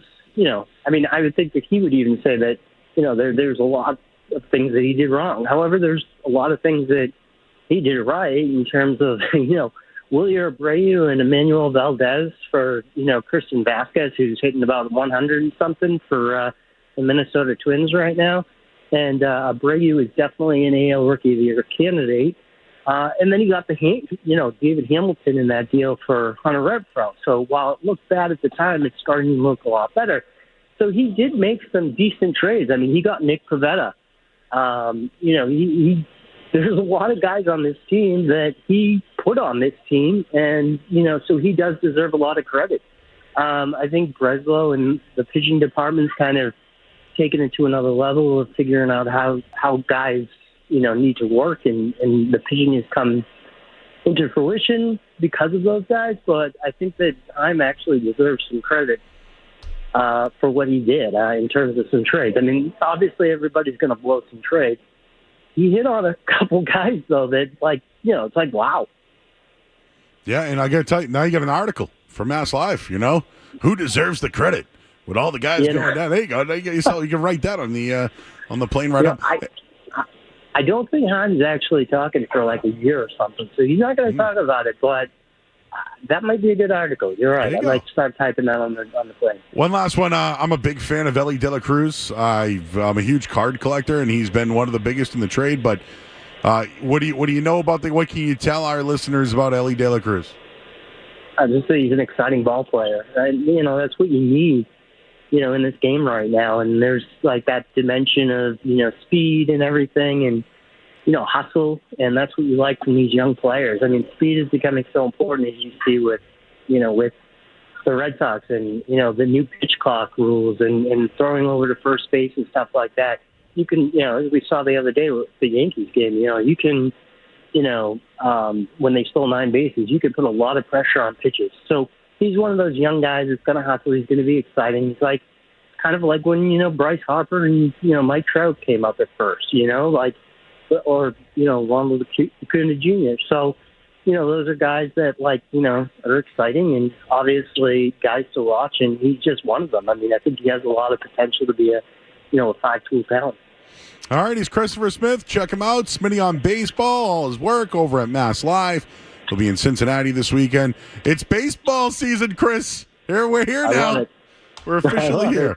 Appreciate your time tonight, man. Enjoy Cincinnati. All right, thanks. All right, you got Have a good one. Smitty on baseball, everybody. Go check him out over at Mass Live. Does a great job over there. Little Ellie De La Cruz time. I'll put it on tomorrow's guest. I'll put it on tomorrow. You know what I'm about to put on my television right now? It's Messi time, right? Messi in Atlanta tonight? You got anything on that one, guys? We got it on right now. Well, anytime goal action, what do you think? Minus 120. Anytime goal scorer. By the way, any drama at the Euros? Yeah, there was some drama with England. Well, England they can't win. They got to fire Southgate. It was. I was fading. I went France over England this year. Well, you like to win the tournament? Yeah. I think I have a ticket on Germany, so I'm feeling pretty good about that. Did they win today?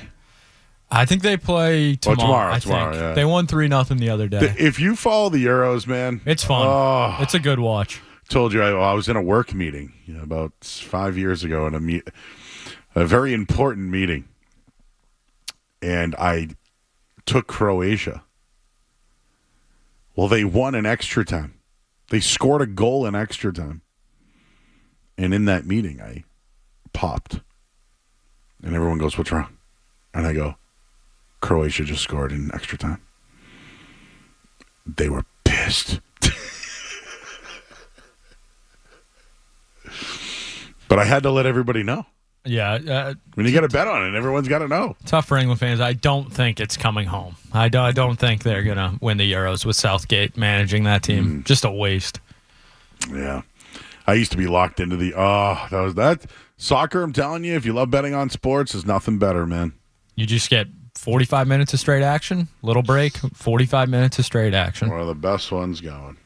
All right, we'll take a look at the Sports Hub headlines. Our buddy Bryson is listening, our intern. Tough day for Bryson, but maybe not. He said Germany's the best bet in the Euro. What's great about Bryson is he told me he wanted to write an article about his favorite team, Oklahoma City. And it was about Josh Giddey. And then Josh Giddey got caught getting giddy with it. So he got traded today. We'll tell you to who coming up next here in Sports Hub Headlines. Sports Hub Headlines. All right, NBA news off the top. The Thunder traded Josh Giddey to the Bulls for Alex Caruso, who our other intern, Joe, loved. Our interns loved.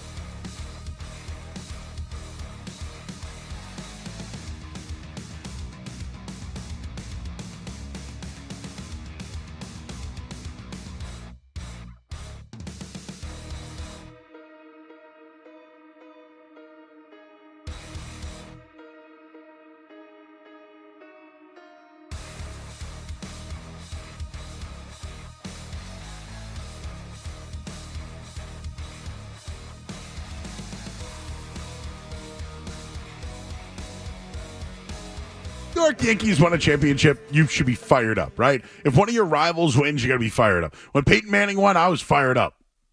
It's just how you are, right? It's how it is. But I got a couple of takes on J.J. Redick becoming the new Lakers head coach. Number one, tampering, collusion. How the hell do two people who do a podcast together, now one's going to be that guy's coach? That's cool. Like, that is some serious tampering going on right there. But it's the Lakers. Don't worry about it, It's fine. Here's the other thing. The whole Dan Hurley to the Lakers thing was garbage. It was fake. It never was going to happen, and Dan Hurley said it himself. So this is another Woj versus Shams thing, right? Shams has been all over J.J. Redick becoming the next L.A. Lakers head coach. He has been all over it for months. So don't you find it kind of odd that he got beat by Woj today? A little bit. I'd give that one to Woj, right? He was the one that broke it. But you know why, though? Shams already had it. He had the rumor. Woj had the announcement. Oh. Who does J.J. Redick work for? ABC, right? ESPN. Do they have a sports book? They do. Who does Woj work for? ESPN. Didn't Shams get into it a little bit with FanDuel? I'm just bringing the betting things to the situation here. When it comes now to getting your information, again, I bet on sports, and I read everything. Okay, I read them all. And when I give you tidbits or something I may know, it might be linked to something I saw on a gambling edge. Maybe I like a certain player because I have their rookie card. That might happen. But when it comes to these two, Shams and Woj, there's collusion there too, I think. But back to J.J. Redick becoming the Lakers head coach. I don't know if it works. All I know is Joe Mazzulla believes in analytics and math, and maybe J.J. Redick does too. And maybe the Lakers found out that the way that they're playing basketball, they're spending a lot of money. They have two of the top, 10 players in the NBA? What was that number? Two of the top 15 players in the top 100. If I said that right. Yes. Now you're going to add J.J. Redick into the mix. And listen to these assistant coaching candidates. Rajon Rondo, Scott Brooks, Jared Dudley, Sam Cassell. This thing has been going on for a while now. You want to know what another thing that kind of pisses me off? Jeff Van Gundy was an excellent broadcaster. Excellent, right? Do you know why ESPN fired him?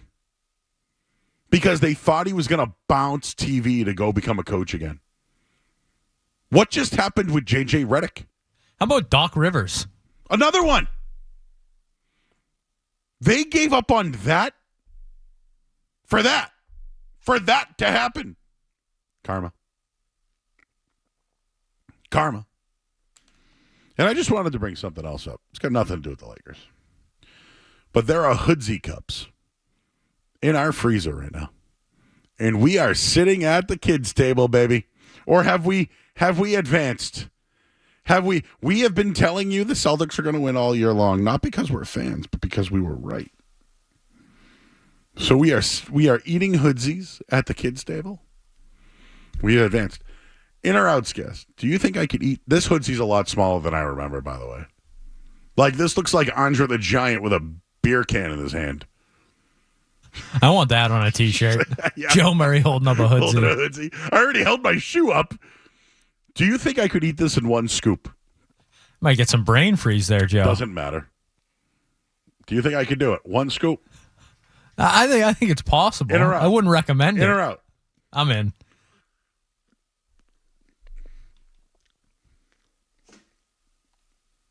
He's done it. Really need something for my voice, man. Oh,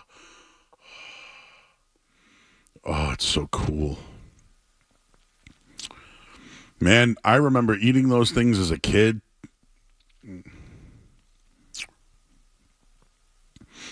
I can't believe they're that little now.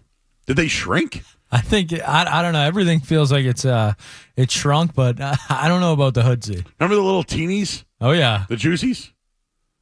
The barrels. Yeah. When I see those nowadays, I'm like, how did I live off those things? I just one scooped that hoodsie. I took that bad boy down. Oh, man, it feels good on the old throat. Is Kevin going to eat another one? How many has he had? He's putting up wilt numbers with these hoodsies right now. We should have him hold a... He's going to hold up a piece of paper. Hold the sign. 6 empty hoodsie cups behind him. He's got another one. I hope Milliken didn't think he was getting any more tomorrow. Oh, did he find his keys? I believe he did find his keys. We did ask Tyler Milliken to come on the show tonight, so he is going to be a part of our baseball coverage. He will be on. Somebody else is going to be doing some baseball coverage. You see that? We'll talk about that coming up in a bit. But you know what we got next? In or out? We'll do that next here on 98.5 The Sports Hub. What's it gonna be, McFly? Are you in or out? More Joe Murray coming up on the Sports Hub.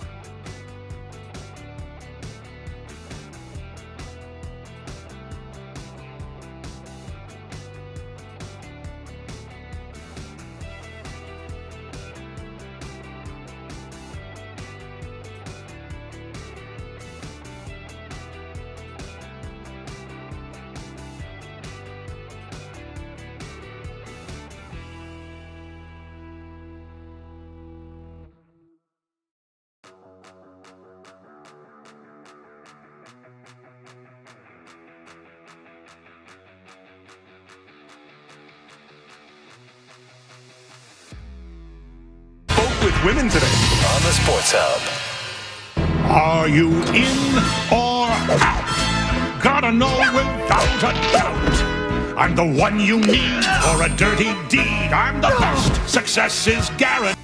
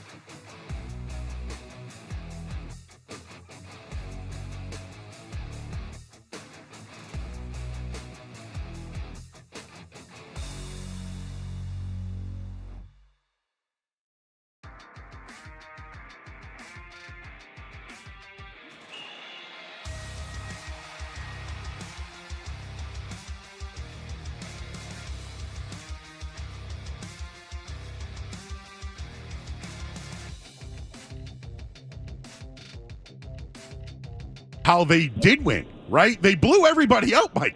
They won every game this year by 11 points. Like, if this is me green teaming, fine, I'll take it. But when you beat teams by that much, you've won games by 50, 40, 30, 20. Like, all these things happen this year. I just, did it take them to win for you to finally believe? And do you believe they could even repeat? I'm starting that one already, by the way. I think they can repeat. Well, they're the best team in the league, so of course they can repeat. They'll be the favorite to repeat, so of course they can. But and of course it's freaking pouring right now, so I don't know if this sounds good or not. But I mean, there's a lot of things that could go wrong. Are you willing to talk about those things that could go wrong, or those narratives? So, like, how do I know you're a green teamer? I know you're a green teamer when there's anything critical or skeptical of the team. They get called a narrative. That's a narrative if it's critical of the team. You're happy to talk about them repeating, but if you talk about what could go wrong next year, it becomes a narrative about you can't enjoy the championship and now you're just project. So are we allowed to talk about the future or not?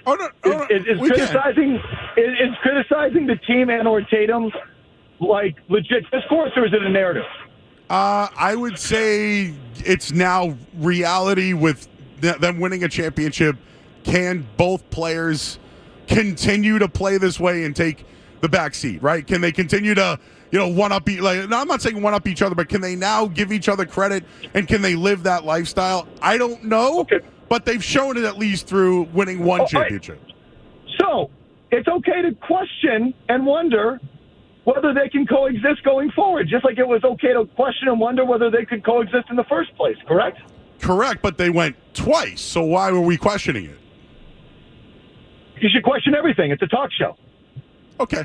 But see, that's a fan. Which is not. There's nothing wrong with being a fan, Joe. But a fan says, "Well, why are you even questioning that?" The talk show host says, "I question everything. It's a talk show. Okay, let's question." But if you're a fan, you get defensive of it, and you don't like the questions, you don't like the scrutiny, because you're protective of your team and your players. I think I was I think I was more about people who watch from afar, national media. More than anything, just not doing their research, like the Tatum and Brown. So that's another one. So that's another. So listen, there's several subtle little ways you're a green teamer. One, any sort of negative or skeptical commentary becomes a narrative. Speculate something positive, like I could speculate they're going to win 3 of the next 4. You would never call that a narrative. No, that's just no. So if it's negative, it's a narrative. And the other one is the national media. The national media doesn't know. Lazy narrative from the national media.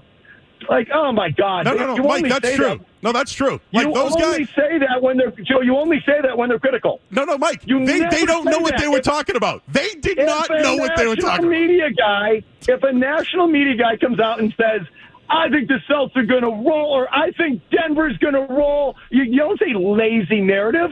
No, it's only if it's critical. Do you call it a lazy narrative? I don't think so. I think it's more we work in fact, but that's fine. More than opinion. We work in fact. I think you know something about that. Let me ask you this one. 6 different winners over the last 6 years. So if they do go back-to-back, would that mean something to you? Oh, my God, totally. Of course. Why wouldn't it? Okay, but I think, I'm not bringing up Dynasty yet, right? Because I think you have to win 3, or you have to win 2, and then if you win 3, whatever.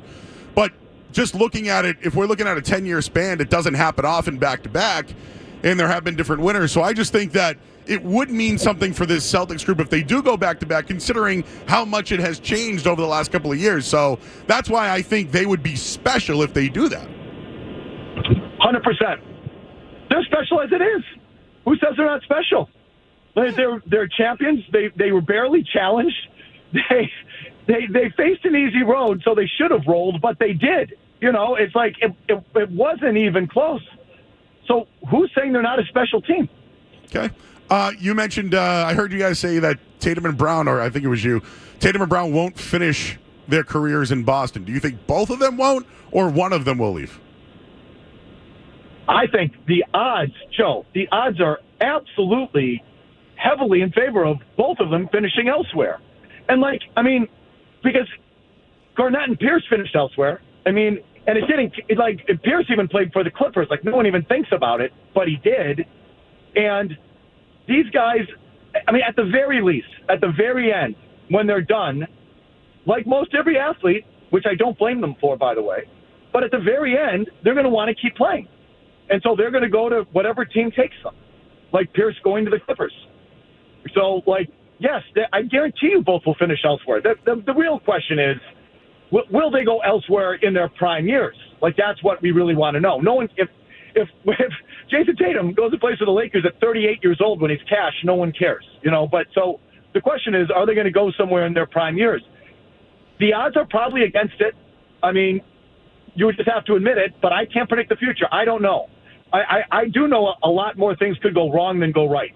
That's what I do know. And I do know it's more interesting to talk about those things than to say, dynasty, they're going all the way. We didn't say that yet. I think repeat. I'm at least at repeat. And if they win 3 or more, then I'll start to talk dynasty. Would you agree that the odds are against them not staying together in their prime years? I would say that the way the league is going now and with the salary cap, but the way they're built, this team, the way that Brad Stevens has built it, they should be together for a while. But I'll ask you this: which one do you think would leave Boston if you had to pick one? It's really hard to tell, but you would have to say Brown because, he does get shut out of the spotlight. He gets recognized, which I think was really good for the team. I've said this a couple times. I think it's great for the Celtics that he won the Finals MVP and the Eastern Finals MVP because it shows him he can get his due. And he can be recognized, and he can be put on the podium and the platform and all that. So, that's great. I think that's a great – and that's one of the things that will keep them together if Brown feels he's appreciated. Absolutely. But, however, Tatum gets the walk-off interview. Tatum's Nike commercial dominates, blares right when they cut the commercial at first. Tatum, we counted it the other day. It's like 8 different major national sponsors. He's all over the place. And Brown, I don't know, you heard Brown talk about it a month ago, about how he feels he gets passed over for marketing opportunities and things like that. He talked about it in the context of his beliefs getting in the way, but it's also something about being the number 2 guy. It's hard. It's hard to be that heavily marketed when you're not even the best player on your team or considered the best player on your team. And so, at some point, he might say, well, for my business, my brand, I got to go be a 1 somewhere. Is that a narrative, or is that just common sense? Yeah, that one's common sense. How about analytics, real quick? Well, yeah. But I swear to God, if I called up, you'd get off the phone and you and Skaz would be like, "Nah, that's a lazy narrative. They're here for to talk about them breaking up is just common sense. Pretty much everyone in the NBA breaks up. There's very few that stay together." Okay, you got something on that, Skaz? Yeah, Mike Felger. This is James Scaramazino, Celtics fan. On that, and I agree. The odds are that they will break up, but I think the Celtics.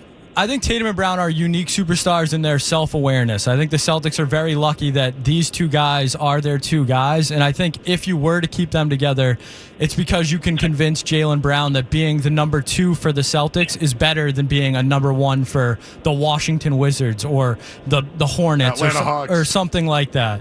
But no, for me, it's more than that. I think, your problem with us attacking the national media, it just comes from every sound clip saying Mavs in 5, Mavs in 6, all that stuff. It's just the Celtics were the best team in the league all year. We said they were the best team in the league. They won. They should get credit for it. And I do think the national media deserves crap when they're wrong. Why? It's just a prediction. Everyone's always wrong. We don't do predictions. Uneducated. Go ahead. But so my problem is not so much with the prediction; it's the manner in which the predictions are done. So maybe it's a tone issue, maybe it's a me problem. But I just think you are so sensitive. So do you think Stephen A. is lazy or ill-informed? No, I would not classify. I'm a big Stephen A. guy. I would not say that at all. But so he's. No, go ahead. I'm sorry. He's been around a long time. He follows the league closely. He covers the league. He thought the Mavs were going to win, and he put some mustard on it because that's what he does, right? He does that with everything, just about. So it's do you think that's anti-Boston, or he's some sort of late? No, he's Stephen A. and he thought the other team would win. Who gives a crap? They were wrong. They were So wrong. what? So what? We were right. That's why, Mike. We were right. So what? Everybody's always wrong all the time. Yeah, not this time. A good gambling percentage is 54%, right, Joe? Yeah, I went 80 here. That's what was good. 46% of the time you're wrong. And that's almost half the time you're wrong. So what? Okay. But no, it's like on this show. It's hard for me to listen to you guys. Wow. It's on this show. No, you're the only one. It's some sort of national affront. Or it's some sort of local affront. It's some sort of local attack because Stephen A. picked the Mavs. That's insane. No, so I don't view it as a personal attack. I just think it's funny when it's such a like you said, gambling. 90% of bets were on the Mavericks. I just think that's a funny narrative, if that's what you want to call it, going into the series when the Celtics are so dominant. And if we're talking about them repeating, which we haven't done because I'm in the camp that it's very very hard to do. But I think the East is weak. I think the Celtics have a window, so they need to maximize it. I think it's almost a not not a failure, but close to it if they don't get back to a finals or two in the next couple of years. Do you know the odds next year, Mike? The Celtics are plus 280 right now. The next is the Nuggets at plus 700. So, look, you should be the prohibitive favorite. You're the best team, and they're in their absolute prime. I mean, it looks great. There's no, that's obvious. I agree with that as well. But just because you think something else doesn't mean you're, lazy or ill-informed. I mean, would you say Bill Simmons and Ryan Russillo are, lazy or ill-informed or some sort of Celtics haters? No, very analytically driven. They're very analytically driven. Right.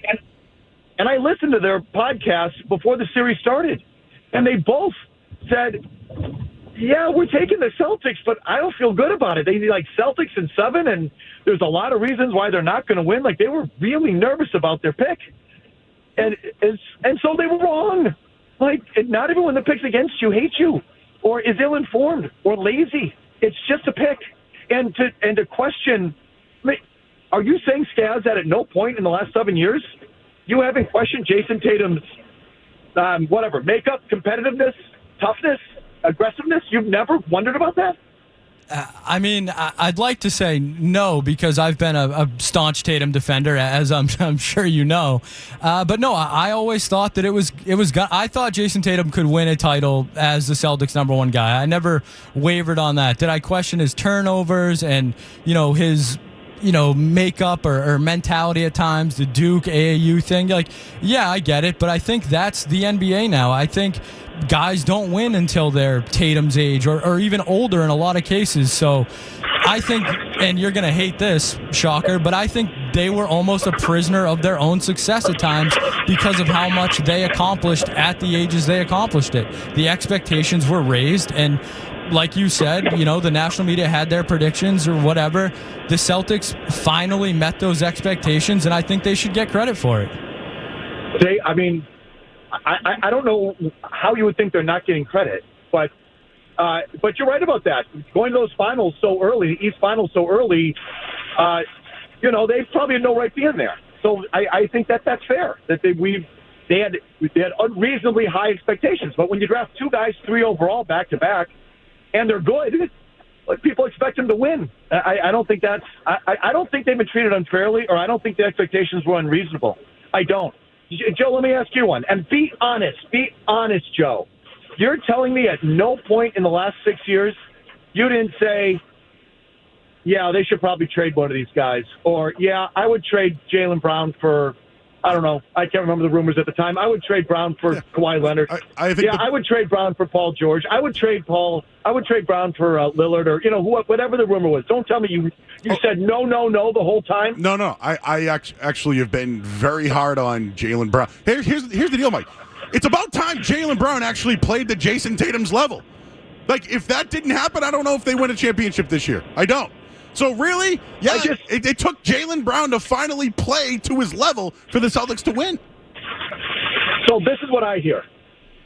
I hear so now they put that narrative to bed. No, they can't play together? How do you like that now? Oh, so you thought they couldn't play together. That's what you hear now. When the fact is, pretty much everyone, if you're being honest, at some point in the last 6 years, questioned it and said, they don't play so well together, or would it be better if they go their separate ways, or are they redundant? They're both big wings. And, is that the right fit? And are they the right fit? And is there enough shots? And is Jaylen Brown good enough? Does Tatum have the intangibles? If you're being honest, everyone had those questions at one point or the other. Yep. And it's okay. You should. Yep. So, but now it's don't you feel stupid? No, I don't feel stupid for wondering about those things. Well, they met it. They're no longer at the kids' table. They're no longer eating it. We do have hoodsies here today, but no longer. I know nuggies. Yes, hey, real quick, JJ Redick got hired today.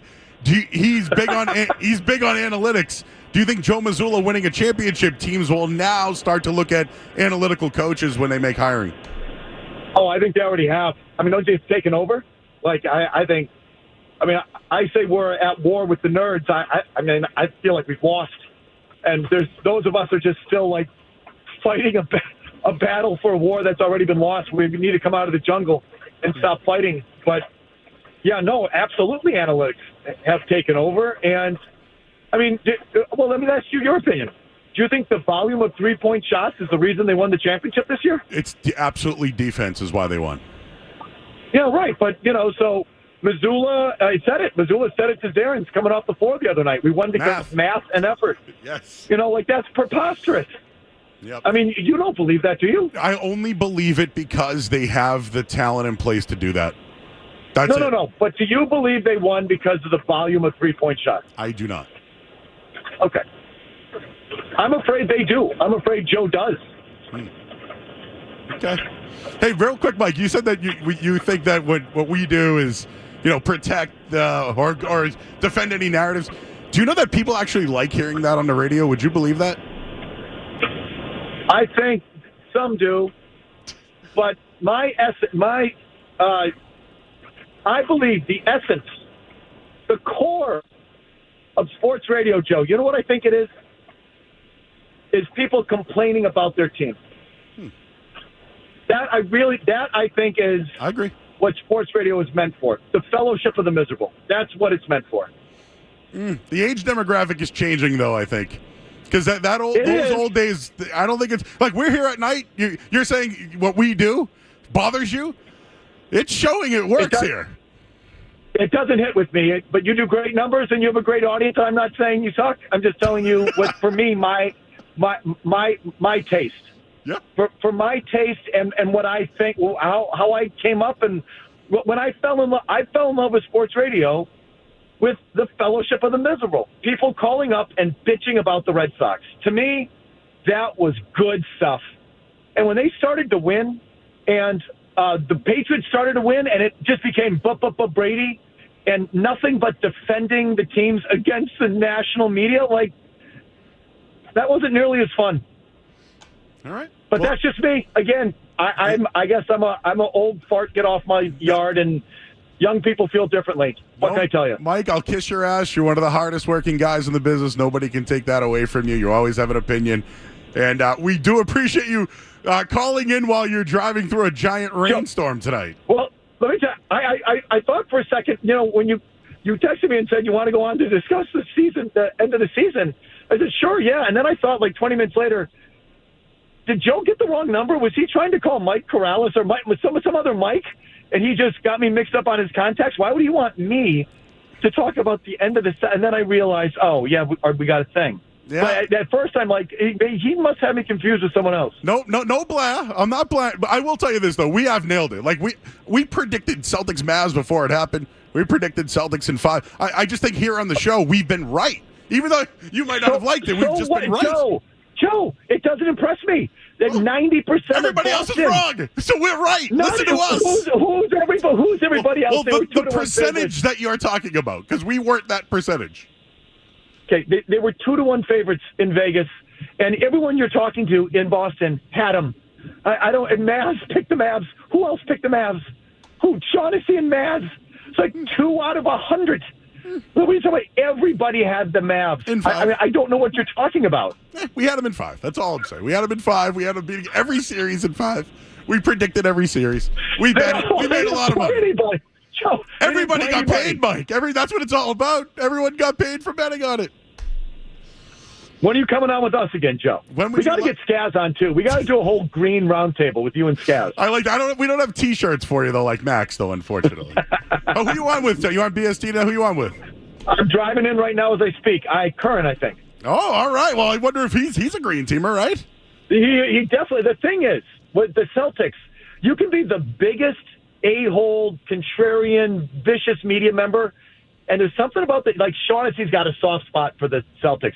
Tomasi, who's tried to take down organizations. He's a green team. He's got a soft spot for the Celtics. Like there's something about the Celtics that reach people, hit people here like no other team.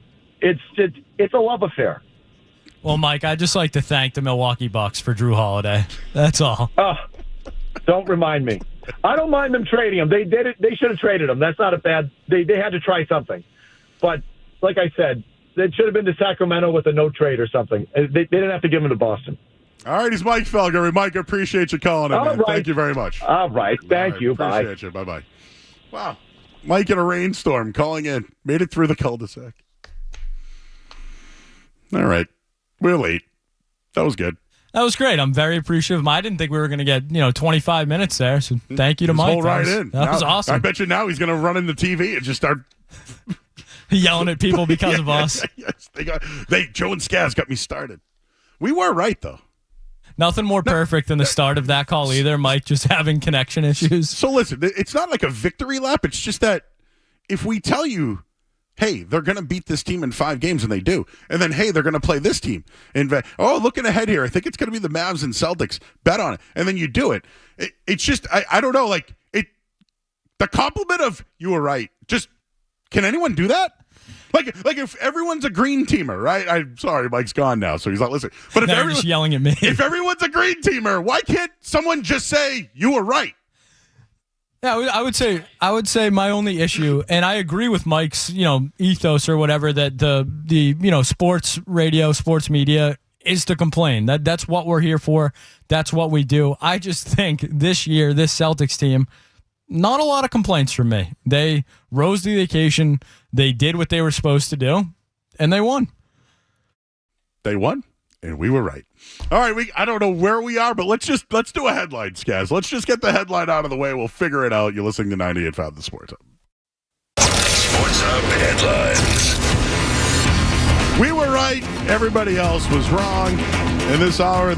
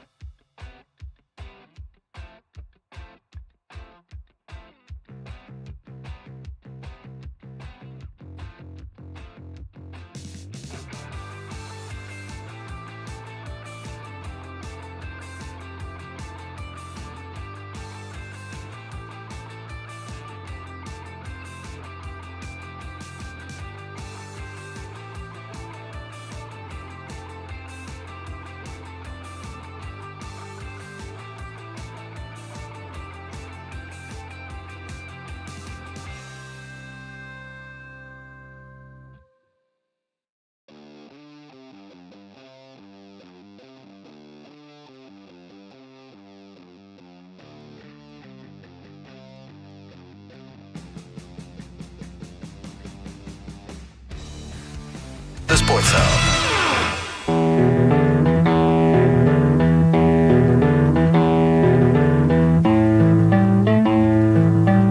All right, back here at 98.5 The Sports Hub. We'll get to the musings in a minute. Thanks, Mike Felger, for calling in tonight. If the Celtics do win back-to-back, though, they should get credit for it. It shouldn't be like, they're not a dynasty. And again, who's not giving them credit, I think, was a big question there. There still are people who aren't. And to Jason Tatum's point, what are they going to say now?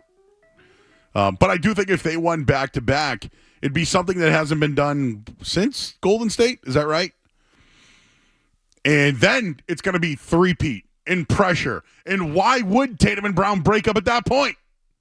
I think it's something to talk about now that they've won. We've always talked about, can they win together? Well, they have. We've always known they could get together. They just couldn't do it on their own. But yeah, big favorites going into this year. And in the East, I don't think there's really much competition. I don't care, injury or not injury. The West, I think we need Celtics Denver next year. We need it. And I'm starting it now. Repeat Celtics Denver in the finals if the Celtics beat Denver. Bing, bang, boom. But again, 6 straight years, different winners. Will it happen again next year? The Celtics will certainly have something to say about that. All right, we'll take a quick break. We got the musings on the other side. I'm Joe Murray. And real quick, this hour of the sports has been brought to you by Valvoline. It's an oil change. Enjoy quick and convenient vehicle maintenance this month. Visit NewEnglandOilChange.com for 15% off your next drive to oil change. At Valvoline is an oil change now open in Weymouth, Canton, Bedford, and Natick. More Joe Murray coming up on the Sports Hub.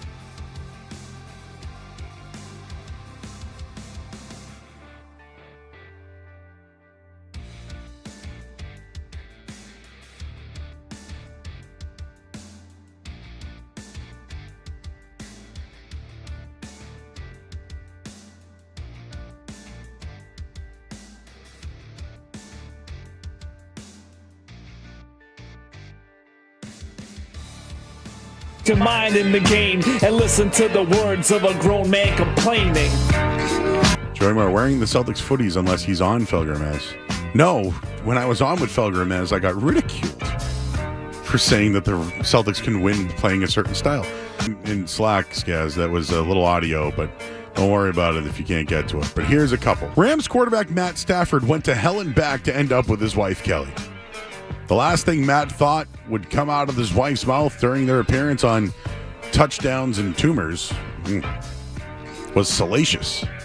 Apparently, Kelly, who had a brain tumor removed in 2019, two-timed Matt, her college sweetheart, during an early stage of their relationship.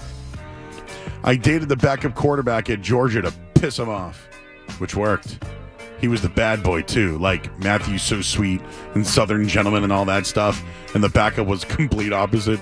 It upset him, which worked out. You can't even go to Race Point Beach in P-Town anymore, or any of these basically anything from I would say from like Wellfleet down, you can't go in the ocean. And if you do, God bless you, I am not. I am the best fish food in the world. Think about me. If a shark got me, they could feed themselves for the whole summer. I met who did she date? Richard Dreyfuss, who, by the way, recently I can tell you I have met the guy and he was fine to me. But when it comes to people's political opinions or opinions on anything else, I'm out. Out. Out. I had a bunch of stuff for this one tonight. Oh, Yellowstone's back. Have you seen that show, Skaz? Yellowstone? I have not. I know it's got good reviews, like it. But you're going on a flight soon, right? Seems, yeah. How long's that flight? Like 2.5 hours, 3 hours maybe. Not going to do the trick, no. What would you do for 2.5 hours on a flight? Might sneak in some Sopranos episodes. Where are you at right now? Still season 1, but we're nearing the end. Know what I watched last night when I got home? There was this like real crime boss thing on A&E or Vice, whatever the hell it was. And it was about the Gambino family and the watchdogs. And they fell asleep. And they manipulated all the security cameras so they could get wiretaps inside the house. And then they found out, the old trying to find out what else bothered me today that I saw. It was really hot. Why did electric companies tell you not to run stuff from 4 to 8 p.m.? Is that like a high electric time there? I still don't believe that Porzingis is a size 16 shoe. How about the McDonald's $5 meal deal? Joe, I believe there was a basketball game you might have had an issue with. Oh! Hot dog chips, by the way. I don't think I can play the audio from this one. Yeah! I would say tread cautiously on this one. Okay, all right. This is from the New York Post. Where's Riz? Is he in the chat tonight? I have not seen him. I have to tread lightly here. Again, story from the New York Post. Just the messenger. Nothing but as. A basketball tournament was canceled at Newark High School after a wild video of women twerking in thongs outrages board members. But they called it nothing but as. And then they were surprised at what took place. A sexually charged promotional video of women twerking in thongs in New Jersey high school gym got the school board hot and bothered. Did it? With some members calling it appalling and disgusting. The raunchy footage filmed to promote a celebrity basketball tournament dubbed Nothing But As features women bending over chairs and shaking their thong-clad booties in slow motion as hip-hop blasts at Westside High School in Newark. The phrase Rough Riders, the school's mascot, can be seen printed on a wall in the background. A man dressed like a referee then appears on screen proclaiming, "We're giving out $10,000 to the best team out of the 4 teams." The ad touting the tournament was produced by Big Fendi, a music manager and party promoter known for discovering rapper Nicki Minaj. Wild footage of stripper-style dancing outraged members of Newark Board of Education, who said the film crew shouldn't have been allowed on campus. No buts about it. I'm appalled that a video of that sort was associated with the school of any of our schools, the board member said. I was disgusted. Before I read any more of this, they were going to do an NBA Baddies basketball tournament. But when you call something nuttin' but as, what did you mean? These are high school girls twerking. What were they supposed to do? Always. Joe, I don't think this happens at most high schools. I mean, the board members that are upset about this, don't you think they might have been the ones that were, like, you know, in charge of saying this could happen? How did it get this far? The baddie tournament? What did they think it was, bats instead of butts? Thought it was a badminton tournament. You can't say they were. How do you say you're surprised by that? Let's say it's not even women. Let's say it's us. Are we not going to shake it? Are we not going to twerk and work it? Might hurt something, but that's what I'm saying. But what do you expect of this? This. It's not what we thought it was going to be. Yeah. The fact this thing even made it up the flagpole's insulting. That flagpole needs to be inspected. Wow. I'm looking at this like these are high school girls. No, I don't think the participants. No. Not the. No. Yeah, the crowd, you're saying. No, yeah. Yes, yeah. It's like, you ever see the Replacements movie? Yes. They needed dancers, right? Shane Falco. Where did they find the dancers? The local strip club, baby. Right? You need cheerleaders. Where are you going to go? Yes. They're the best. Come hang with those. Never mind. But yeah, that's what they did. They ended up finding all the strippers.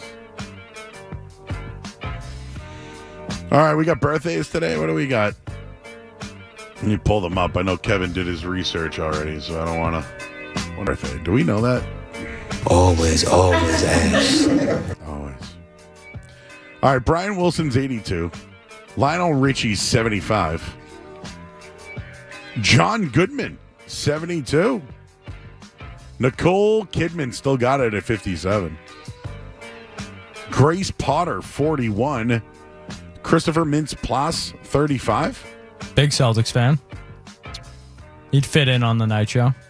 Coco Beware, former wrestler, Hasbro. Darren Sproles, Darko Milicic.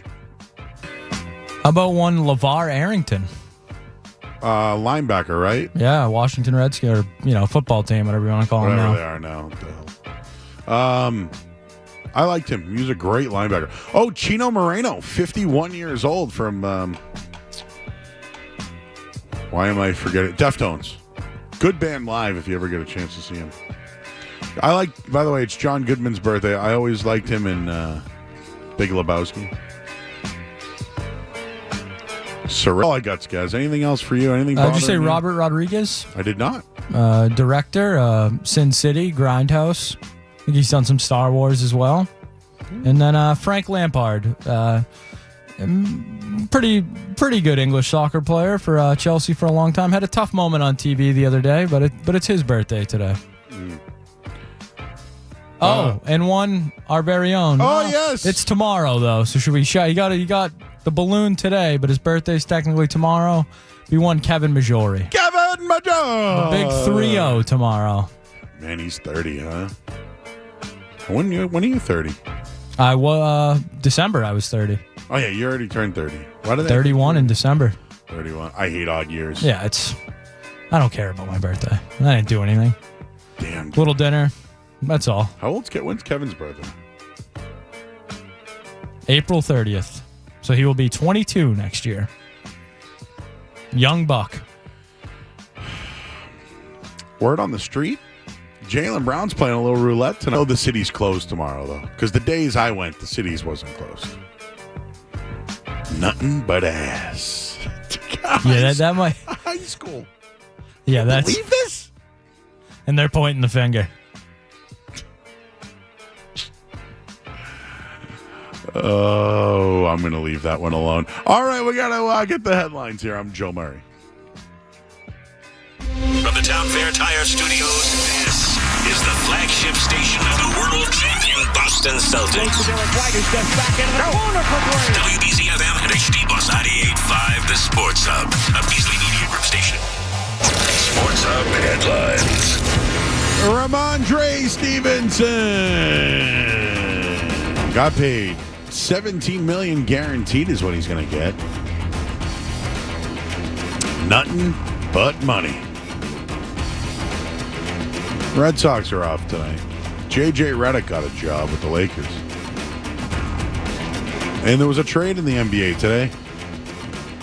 It was Alex Caruso straight up for Josh Giddey. Josh Giddey's been hanging out in those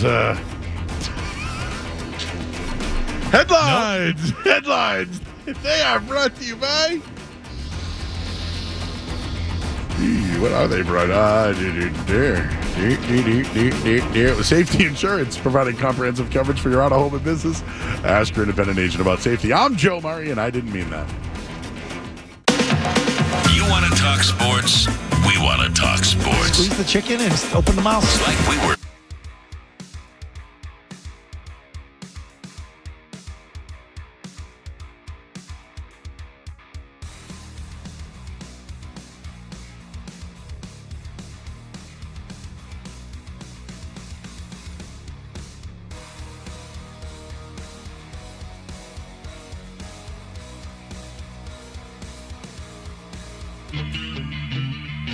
Mike Felger called in a little while ago, everybody. If you want to go listen to it, we just posted it.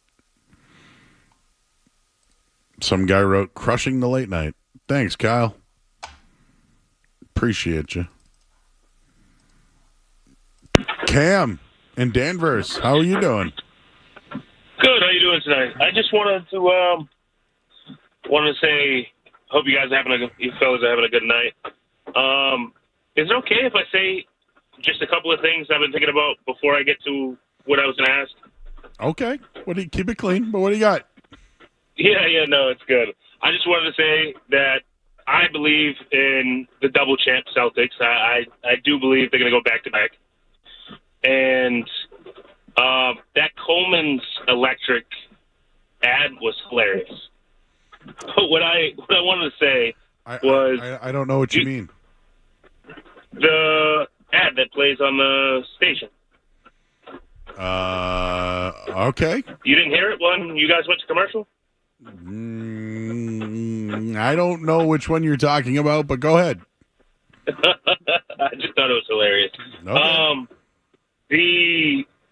I was going to ask, do you guys have any sports superstitions?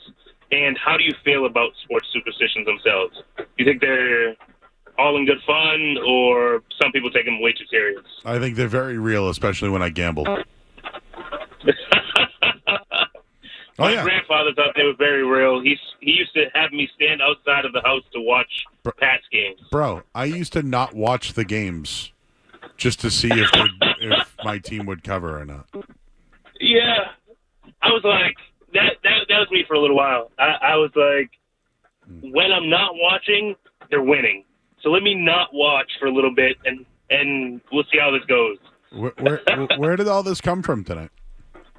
I was thinking about it the other night when my daughters were interrupting me while I was watching the game, and I like to be just by myself when I'm watching the game, and I feel like when come in, the other team starts to go on a run, and it had me just laughing to myself, and I thought, hey, do these guys also go through that? All right, dude. Well, yeah. I mean, I think we all do, but when I'm betting, it's that's the most. What was he doing in the background? Twerking? I mean, I don't want to be the bearer of bad news, but is there a small chance that guy's grandfather just didn't want to watch the game with him? Yet his kids were bothering him, and he flat out admitted. Now he understands where his grandfather was coming from. I hope I hope the call, he waited 30 minutes. I hope he's at peace. He's going to tell his kids next season, you guys got to watch outside. See ya. Yeah, here's $50. See you later. Bob. Hey, Bob. Is that me? Is your name Bob? I guess not. Did he hang up? I didn't hang up. That was him.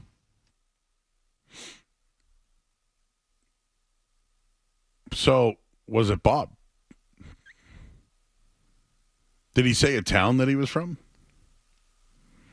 Was it Bob and Needham? I said Bob. And then it asked about betting. Who calls and hangs up? What are you, prank? Like,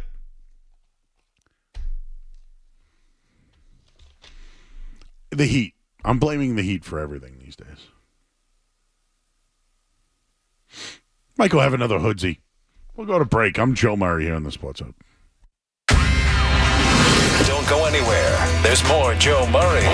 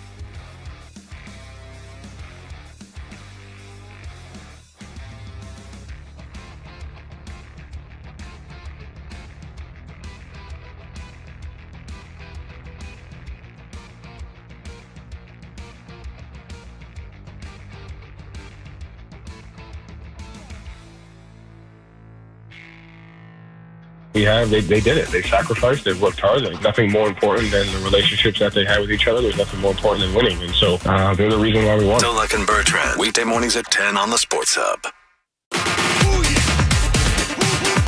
Quick, smelly. It's Joe Murray on the Sports Hub.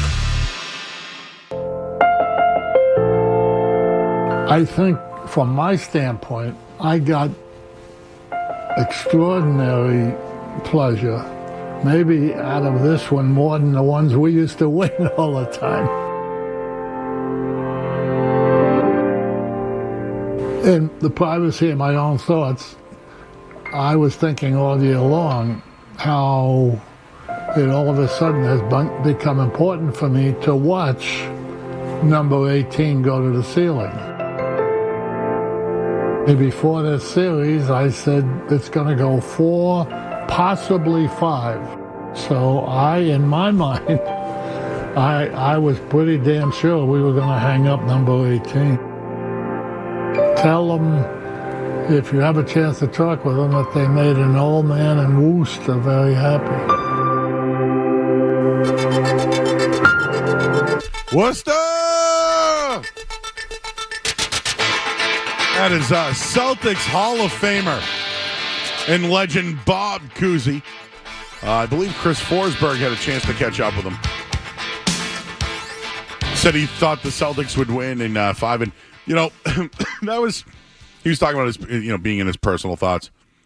He wanted this thing. Remember, he wrote in an article with Dan Shaughnessy, I have one foot in the grave, but I want 1.1. He was like, I want one more. We had a caller last night, and maybe I was a little hard on him. But it's hard not to think of Tommy Heinsohn, right? Like it was Mike Gorman's last year. They won a championship. Who knows what's going on with that TV job, by the way? But Tommy Heinsohn, when he's a green teamer. All right, if you're going to call anybody a green teamer, it was Tommy. But Tommy was always about pushing the ball, right? Push, play defense. That's what this team did. It's something I'm starting to really enjoy about the Celtics. And it used to be something, when I first got into radio, I used to use as a crutch to kind of crap on the Celtics.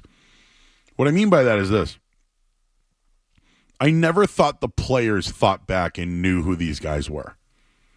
Jason Tatum said recently he didn't know that Cedric Maxwell was a player. He thought he was the radio guy. Well, he's also been the radio guy for, 30-something years? So I used to always think that these players that were coming in from the draft or whatever, they never cared about Celtics history or the banners or anything like that. But I do feel like the ownership here with Wick, I feel like all they do is talk about the legendary and putting on a Celtics uniform and looking at the banners and Celtics green and bleeding green. I feel like this group, at least this year, maybe last year a little different, but I thought they really went back to their roots, right? Bill Russell, Tommy Heinsohn. There's Bob Cousy. They lost John Havlicek years ago. Number 18, Dave Cowens. Will we see him? Like when I think of it, the history of the Celtics, this 2024 team is a huge part of it, right? And a lot of those guys, even recently, right? I saw Scala the other night. Eddie House was there. Paul Pierce, Kevin Garnett. Like, that was their championship in 2008. This is now Tatum and Browns. They're a part of the club. And when the Celtics win, it's like, welcome to our club. 4-win team. But when they're good again, you'll probably see them. And I think now with the parade tomorrow, I'd love to see a little bit of a Legends duck boat. Imagine seeing Larry Bird out there with Kevin McHale and Robert Parrish and then Garnett, Pierce, and Ray Allen? Or Rondo? Or any other legend that's still with us? Max? It's something I feel, Skaz, that this organization made it a point to bring these guys back this year with this group. Yeah, I was very happy to see that Ray Allen was at Game 5. I feel like he's a guy that hasn't really gotten his, due for his time with the Celtics and, the KG night and that stuff. So, yeah, I was happy to see Ray Allen there, Game 5, and I've heard that Paul Pierce will be there tomorrow. Okay. I was just curious, who else? I would like to see a little bit of a Legends duck boat. I don't know if a 75-year-old Dave Collins can get out there, but number 18, be nice to see that. Or maybe when they raise the banner, have him there. John Havlicek, number 17, no longer with us, but when they won banner 17, he was the one that was there. I don't know. Felt a little bit of nostalgia, and I kind of just, when someone called about it last night, I joked about it, and here I am now, living in the past. All right, we'll get our final headline of the night. I'm Joe Murray on 98.5 The Sports Hub. I got real soft there. Sports Hub headlines. You big softy. J.J. Redick's the new coach of the Lakers. Yeah, let's get that Lakers nostalgia going, right? It's going to James Worthy, Kurt Rambis, Byron Scott, you got to bring all those guys, Derek Fisher. You couldn't scrape one of those guys up? Alex Caruso got traded from the Bulls. He's going to the Thunder for Josh Giddey. Red Sox off until tomorrow when they play Cincinnati, and Ramondre Stevenson's going to get a new contract.